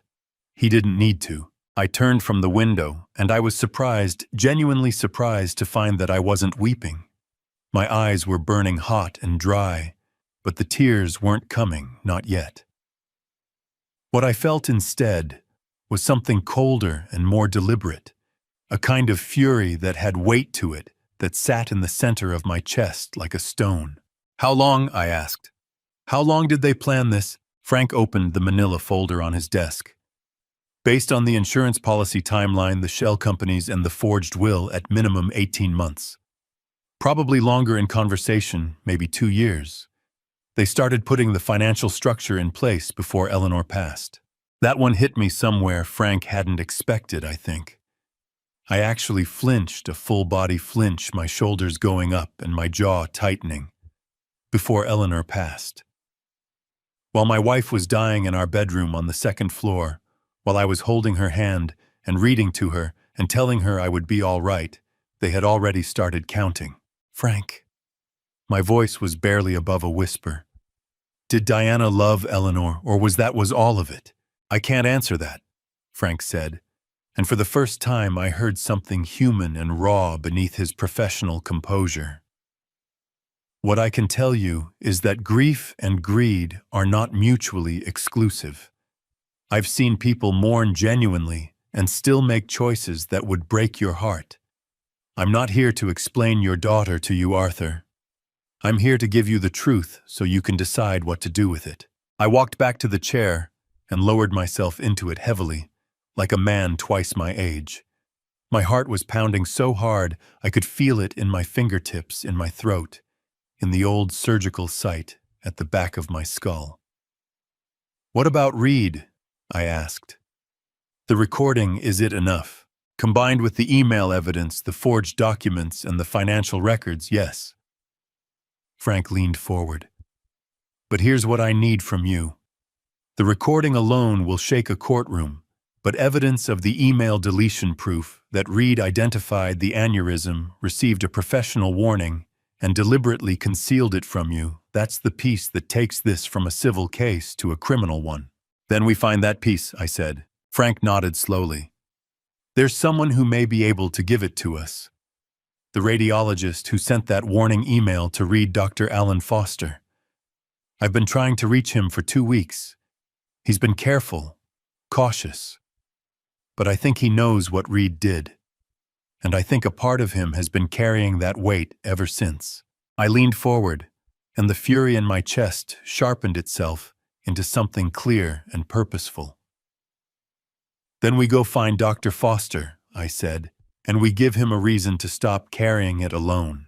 Frank gathered his files and allowed himself finally a small, tired smile. That's exactly what I was thinking. Outside the office window, the Charlotte sky had turned the deep, bruised color of a late autumn dusk. I watched the last pale strip of daylight disappear behind the uptown skyline, and I made a promise not to Frank, not even to Eleanor's ghost, but to the version of myself that had walked into Dr. Marcus Webb's office 2 months ago, with no idea how close to the edge I was standing. I had survived the aneurysm. I had survived the surgery. I was going to survive this too. 3 days after I sat in Frank Doyle's office and listened to my daughter's voice on a recorded phone call on a gray Sunday evening in the first week of November 2025, my cell phone rang with a number I didn't recognize. "Mr. Calloway." The voice on the other end was controlled professional, but underneath it I could hear the unmistakable tremor of a man who hadn't been sleeping. "My name is Dr. Alan Foster. I'm a diagnostic radiologist. I believe you've been looking for me." My whole body went rigid. I gripped the phone so hard the case creaked in my palm. "Dr. Foster," I said, working to keep my voice level and failing just slightly. "I'm very glad you called." "I almost didn't," he admitted. And the honesty of it, the raw simplicity, hit me somewhere I hadn't expected. I've been telling myself for 2 months that it wasn't my responsibility. That I sent the email, I did my part, and what another clinician did with that information was on him, not me. "But," I said, a sharp exhale, "but I know what was in that X-ray, Mr. Calloway. I know what I told Reed Mercer. And when Frank Doyle left his card at my office last week, I pulled up the case file I'd kept on my own private server because I had a feeling from the moment Reed stopped responding that something was very wrong. I've been sitting on a copy of that email and the original timestamp metadata for 2 months, and I can't carry it anymore. I can't." I sat down on the edge of my bed, and my free hand resting on my knee, was shaking. Not from fear this time. From the staggering, almost unbearable relief of hearing someone else say out loud what I had only been able to prove in pieces. "Tell me everything," I said. "Please." We met the following Tuesday morning at a small coffee shop on South Tryon Street, chosen by Frank for its corner table and its distance from Reed Mercer's practice.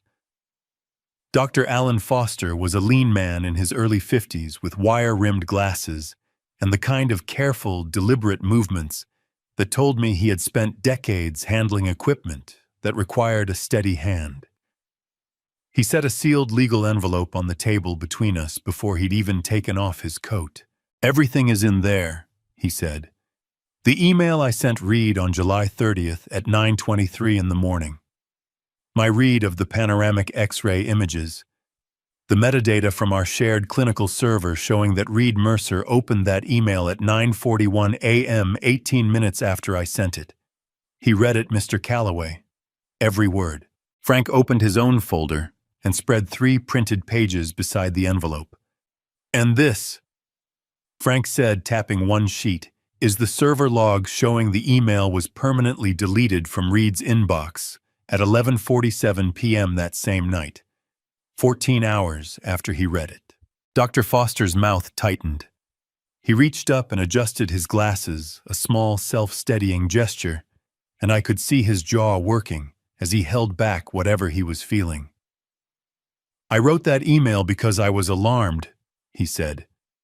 The shadow on the X-ray images, the shape, the location at the base of the skull, the density. I have been reading diagnostic images for 22 years. I have seen 6 cerebral aneurysms on panoramic dental X-rays. What I saw in Arthur Calloway's images was consistent with an unruptured intracranial aneurysm, high-risk classification, requiring immediate neurovascular consultation. You said that clearly in the email, I asked. Dr. Foster looked at me directly, and I saw the weight of it in his eyes, not just professional regret, but something deeper, something moral. I said, and I am quoting my own words from memory, "Reed, this cannot wait. This patient needs emergency imaging and a neurovascular consult today. I am not overstating the urgency." The coffee I'd been holding went cold in my hand. I set it down carefully because I was afraid that if I didn't, I would drop it. My heart was hammering, and my eyes were burning, and I had to press my lips together so hard to keep from saying something I couldn't take back. "He read that," I said quietly. "He read it, and then he let me go home and take blood pressure medication for 6 weeks. "Yes," Dr. Foster said. His voice broke on the word just fractionally, just enough to tell me that this man had been sitting with that knowledge like a hot coal in his chest for months. And I should have followed up. I should have called the office, called you directly, reported it to the state dental board the moment he stopped responding. I kept telling myself he was handling it, that he must have made a referral I wasn't aware of. I made excuses for a colleague, and a patient almost died. You almost died. His voice cracked fully on those last 3 words, and he pressed his hand flat on the table, bracing himself. Frank gave him a moment. I gave him a moment. Neither of us rushed the silence because some things need space.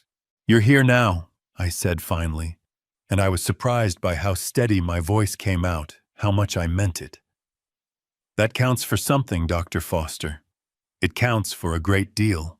He nodded, blinking rapidly, a man fighting his own composure with everything he had. "I've already spoken to an attorney. I'm prepared to provide a full affidavit and testify in any proceeding, civil or criminal. The server metadata has been preserved and authenticated by our IT department under legal hold." Frank was writing rapidly, and when he looked up, his expression held the focused, almost fierce calm of a man who had just watched the last piece of a very complicated puzzle click into place.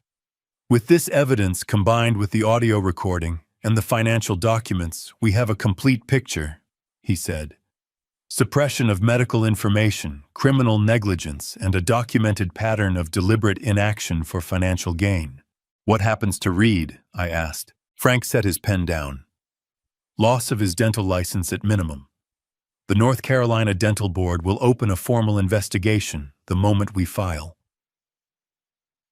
Criminal charges, extremis endangerment, criminal obstruction of medical care, potentially attempted homicide by deliberate medical neglect, depend on what the DAA decides to pursue. But Arthur, I can tell you this with confidence, the evidence we now have is not circumstantial. It is documented, time-stamped, and authenticated." I leaned back in my chair and looked out the window at the November street, at the bare trees lining South Tryon, at the ordinary Tuesday morning world going about its business. Inside my chest, something loosened, not fully, not yet, but enough that I could breathe without feeling like something was pressing me flat. "Then it's time," I said. "It's time to decide how this ends." Frank folded his hands and looked at me with the quiet confidence of a man who had been waiting a long time to hear those exact words. "I have some thoughts about that," he said, "and I think you're going to want to hear them." I leaned forward, clasped my hands on the table, and smiled for the first time in what felt like months. "Tell me everything," I said. On a Tuesday morning, in the third week of November 2025, I sat at a long mahogany table inside the offices of Hargrove and Associates on East Trade Street, and I signed my name to a document that felt more than anything else I had done in 68 years, like an act of survival. "Take your time, Mr. Calloway," said Margaret Hargrove, the estate attorney Frank had recommended. She was a composed woman in her early 60s, silver-haired and sharp-eyed, the kind of person who had clearly spent decades watching families destroy each other over money and had stopped being surprised by any of it. "There's no rush. There's actually considerable rush," I said, and I meant it without bitterness. "My daughter and her husband have had a 2-year head start. I'd like to close some of that gap." Margaret allowed herself a thin smile. "Then let's go through it. The new Revocable Living Trust transfers all assets, Calloway Construction, the property on Foxcroft Road, all investment accounts into the Arthur J. Calloway Family Trust, effective immediately upon signing. You remain the sole trustee during your lifetime. Upon your death, the successor trustee—" She paused and looked at me over her reading glasses. "Whom you've named as Dr. Marcus Webb." "That's correct," I said, "and will administer all assets according to your instructions. Diana Calloway Mercer is removed as a named beneficiary in full. The forged will that Frank's investigation identified has no legal standing as it predates this document and was executed without proper notarization." She set the papers flat. "Arthur, once you sign this, Reed Mercer gets nothing, not $1. My hand was steady as I picked up the pen. Steadier than I expected. I thought it would tremble. I thought there would be some great wave of grief or hesitation, but there was nothing except a clarity so clean it almost hurt. I signed my name in full, pressed the pen down hard, and set it on the table. "Good," Margaret said quietly. She gathered the documents with practiced efficiency, then looked at me with something that might have been admiration. "Frank tells me you have a plan for December 14th. "I do," I said. She folded her hands. "Walk me through it." I leaned back in my chair and took a breath. My 69th birthday falls on December 14th. Diana and Reed already expect a small celebration. I told Diana 2 weeks ago that I wanted a family dinner, nothing elaborate, just us and a few close friends. She was enthusiastic. I paused. She's always enthusiastic when she thinks she's getting closer to what she wants. Margaret said nothing, but her eyes sharpened. "Frank has been coordinating with Detective Harlan Price at the Charlotte-Mecklenburg Police Department for the past 3 weeks. The audio recording, the email, metadata, the forged will, the insurance fraud, and the financial records from the shell companies, all of it has been submitted as evidence. Detective Price is filing for arrest warrants this week. He's agreed to hold the execution until the evening of December 14th. "The birthday party," Margaret said. "The birthday party," I confirmed. "Frank has arranged for a projector and a screen in the dining room. When the time is right, we will display the original X-ray from Dr. Foster's file, the email Reed received, and deleted the audio recording transcript and the financial documents, in front of everyone, in Reed's face." I felt a slow, deep heat move through my chest as I said it. Not rage exactly, something more deliberate than rage. "And then Detective Price and his partner will come through the front door." Margaret was quiet for a moment, and then she said, "Arthur, are you certain you want to do it this way?" "A private legal proceeding would allow Reed to compose himself," I said. to lawyer up before he's looked me in the eye and had to face what he did. I want him to see it first. I want Diana to see it. I want them both to understand in the same moment that I know everything, not because I read it in a courtroom filing, but because I was paying attention. I felt my throat tighten and I swallowed against it. Eleanor always said I was too trusting.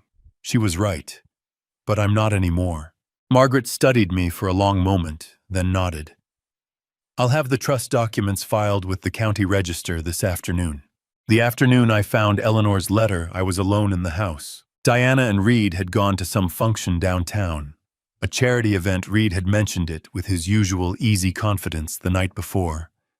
And I had used the quiet to go through the cedar chest in the corner of the bedroom Eleanor and I had shared for 31 years. I was looking for nothing in particular, or maybe I was looking for her the way you sometimes reach for someone who is gone without quite meaning to. The letter was at the bottom of the chest, beneath a folded quilt, and a bundle of photographs from our first trip to Savannah. It was in a cream-colored envelope with my name written on the front in Eleanor's careful handwriting, the same handwriting I had watched grow shakier in her last months. But here in this letter was still strong and precise. My hands went unsteady as I opened it. My chest was so tight I could barely draw breath. Arthur, she had written. If you're reading this, then I'm gone, and you are doing what you've always done, going through things carefully, taking your time, trying to understand. I love that about you. I always have. I need to tell you something. I was too afraid to say out loud. Watch Reed. Not because I have proof of anything I don't. But I have watched him watch you for 3 years, and the way that man looks at Callaway Construction is not the way a son-in-law looks at his wife's family legacy. It's the way a man looks at something he intends to take, I told Diana once. She cried and said I was wrong, and that I was letting the illness make me paranoid. Maybe she's right. I hope she's right. But I need you to know what I felt because you have always trusted too easily, and I have always been the one who watched the edges. Take care of yourself. Go to the doctor when something hurts. Don't be stubborn. All my love always, Eleanor. I sat on the edge of the bed with that letter in my hands for a long time, and the tears I hadn't been able to find in Frank's office came now quietly and completely running down my face and dripping off my jaw while I pressed my lips together and breathed through it. I wept for Eleanor. I wept for the years she had been right, and I hadn't listened closely enough. I wept for the man I had been before all of this trusting content, blissfully unaware because that man was gone now, and I would never entirely get him back. But when the tears stopped, I folded the letter carefully, placed it back in the envelope, and set it on the nightstand. On December 14th, I was going to read it aloud. I was going to stand in my own dining room in front of the people who had tried to bury me, and I was going to let Eleanor's words fill the room. I owed her that much. I called Frank from the bedroom. He picked up on the second ring. Frank, I said, I found Eleanor's letter. I know how I want to end the party. There was a brief pause, and then Frank said, Tell me, I told him. And when I finished, he said very quietly, Arthur, that's perfect. The evening of December 14th, 2025 arrived the way all reckoning does, quietly at first, then all at once. By 6 o'clock, the dining room of the Foxcroft Roadhouse was warm with candlelight, and the smell of the catered dinner Diana had insisted on arranging, because she had always loved to host, and because she had no idea that this particular evening had been months in the making. She had hung a small banner above the doorway. Happy birthday, Dad, in silver letters, and every time I looked at it, I had to work very hard to keep my face composed. You look wonderful tonight, Diana said, appearing at my elbow with a glass of sparkling water. She was in a deep burgundy dress, her dark hair pinned up the way she used to wear it for her mother's dinner parties, and the sight of her beautiful, warm-voiced, my daughter, pressed against something raw inside my chest. Are you feeling okay? You seem a little distracted. Just sentimental, I said. 69 years, it adds up. She squeezed my arm and smiled, and the smile was so genuine, so warm, that for one terrible moment I wondered if I had gotten it all wrong. Then Reed appeared behind her, hand resting on her shoulder, smiling that wide, practiced smile, and the moment passed. "Happy birthday, Arthur," Reed said. He extended his hand and I shook it, holding his grip a beat longer than necessary, watching his eyes. They were calm. Perfectly, professionally calm. "Big year ahead, I imagine." "Bigger than you know," I said pleasantly. Frank arrived at 6:15, introduced to Diana as an old colleague from my construction days. She welcomed him warmly. He shook Reed's hand and held it with both of his expression utterly unreadable, and I had to look away before my face betrayed anything. Dr. Marcus Webb arrived at 6:30. Diana recognized his name. I had mentioned casually weeks ago that I was grateful to the dentist who had caught something my previous doctor missed. She greeted him with genuine warmth. Reed greeted him with a fractional pause, just a beat too long, just enough for me to see the first crack in the performance before extending his hand. "Dr. Webb," Reed said smoothly, "Arthur speaks highly of you." "The feeling is mutual," Marcus said, and his eyes met mine briefly, steady and sure. We ate dinner. We made conversation. Diana talked about a renovation she wanted to do on the back porch. Reed talked about expanding his practice. I listened to all of it with a kind of terrible clarity, the way you listen to everything when you know it's the last time you'll hear it said so easily, so freely, without consequence. At 8 o'clock I stood up. "I want to say a few words," I said, and the table quieted. Diana beamed. Reed lifted his wine glass in anticipation.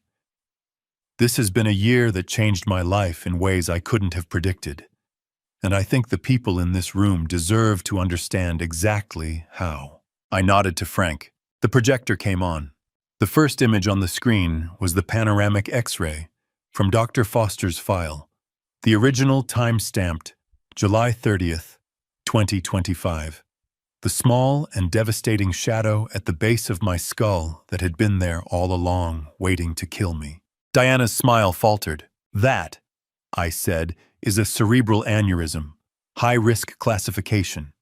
Dr. Alan Foster identified it on July 30th and sent an urgent email to Dr. Reed Mercer at 9:23 in the morning, describing it as a medical emergency requiring immediate neurovascular consultation." Reed set his wineglass down, his jaw tightened by a fraction. The next slide was the server log. Frank read it aloud, his voice measured and clear. Reed Mercer opened the email at 9:41 a.m.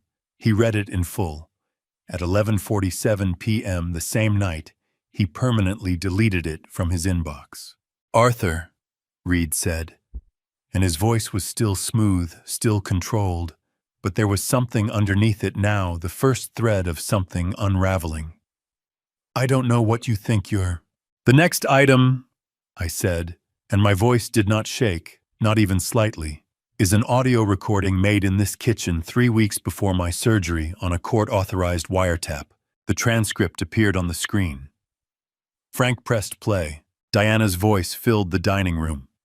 Her own voice in her own kitchen saying, "He's getting weaker, you can see it every single day," saying, "I just want it to be over." Diana rose from her chair so quickly it scraped back against the hardwood with a sound like a crack of wood. Her face had gone the color of old ash, her hands flying up to cover her mouth. That's not what it—" She stopped. Her eyes were wide and filling fast, spilling over before she could prevent it. "Dad—" "Sit down, Diana," I said quietly. She sat down. She was shaking so hard I could see it from across the table. Her whole body trembling the way a person trembles when something inside them collapses without warning. Reed stood. "This is fabricated. Whatever you think you have. The forged will," Frank said, and a third document appeared on the screen, the photographic comparison of the notary seal, the handwriting analysis, the name of the notary whose license had been revoked 8 months before the document was allegedly signed. Forgery under North Carolina General Statute 14-119, a Class H felony. The insurance policy, Frank continued, and the fourth slide appeared. $4.2 million beneficiary, Diana Calloway Mercer, signed November 2024 with a forged signature in violation of federal insurance fraud statutes 18 U.S.C. 1033 and 1034. Reed's composure cracked. I watched it happen, watched the smooth professional surface split apart like a wall hit by something heavier than it was built to hold. His face went red, then white, then something that was neither. "You have no idea what you're talking about," he said, but the words came out jagged now, the easy rhythm gone completely. "You can't prove." The front door opened. Detective Harlan Price came in first, followed by his partner, both in plain clothes, moving with the quiet, purposeful calm of people who have done this many times and feel no need to perform. "Dr. Reed Mercer," Detective Price said, "I have a warrant for your arrest on charges of criminal negligence, suppression of medical information, insurance fraud, and forgery. Please come with me." Reed's knees appeared to buckle, not fully, but visibly, the smallest collapse of a man whose entire architecture had just been removed from under him. He looked at me across the table, and his mouth moved, but whatever he intended to say never made it out. "Don't," I said simply. Diana was sobbing, not politely, not quietly, but fully and completely. Her shoulders heaving, her hands pressed flat on the table, tears falling onto the white cloth. "Dad," she kept saying, "Dad, I didn't know all of it. I didn't know." "I know," I said, and I did know. It didn't make it hurt less, but I knew. "We'll talk. Not tonight, but we will talk." Detective Price led Reed out of the dining room. The sound of the front door closing behind them seemed to take all the air out of the room with it. I reached into the inner pocket of my jacket and withdrew Eleanor's letter. My hands were trembling now, finally fully, and I didn't try to stop them. I unfolded the paper carefully, smoothed it against the table, and looked around the room at Frank, at Marcus, at my daughter, crumpled in her chair, at the birthday banner still hanging in the doorway. "Before we finish tonight," I said, "I want to read you something." I read Eleanor's letter aloud. Every word. My voice broke twice, and I let it break, and I kept reading. When I reached the last line, "Go to the doctor when something hurts. Don't be stubborn." I heard Marcus let out a short, wet laugh, and I looked up and found him pressing the back of his hand against his eyes. "She was right," I said. "She was almost always right." I folded the letter, pressed it between both palms for a moment, and looked at the ceiling. "Happy birthday to me," I said softly. "I've thought a lot about what saved my life. The medicine helped. The surgery helped. Dr. Marcus Webb's steady hands helped. But if I'm being honest, truly honest, the way an old man gets when he sat close enough to the end to feel its breath, I believe God put that pain in my jaw for a reason. I believe He made it unbearable enough that even a stubborn 68-year-old man with too much pride and too little patience finally walked through the right door. That's what I hold on to. So here's what I want to say to you. Don't be like me. Don't wave away the headache, the blurred vision, the jaw that aches at 3 in the morning. Don't tell yourself it's stress or age or nothing. Your body is speaking. Learn to listen before someone else has to make that decision for you. And this I mean with everything I have, the people sitting at your table are not always the people in your corner. Love your family. But keep your eyes open. Trust is a gift. Make sure it's being received by someone who deserves it. These are the things Grandpa stories never tell you until it's almost too late. The quiet ones, the real ones, the family story that happens behind closed doors, not at the holiday table.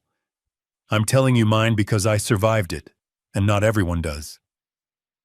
Every grandpa story's worth hearing starts with someone who nearly didn't make it to the end. If this family story meant something to you, leave a comment below. Tell me what you felt, what you thought, what you'd do differently. Share it with someone who needs to hear it. And if you haven't already, subscribe, because the next chapter is coming, and I promise you, it's worth staying for. To everyone who walked this road with me, all the way to the end, thank you. From the bottom of this old, stubborn, still beating heart. Thank you. A note before we continue: some of the stories ahead contain fictional elements crafted purely for the purpose of meaningful storytelling. If that's not the kind of content you're looking for, no hard feelings. Step away, find what fits you best. But if you're staying, welcome. Let's keep going.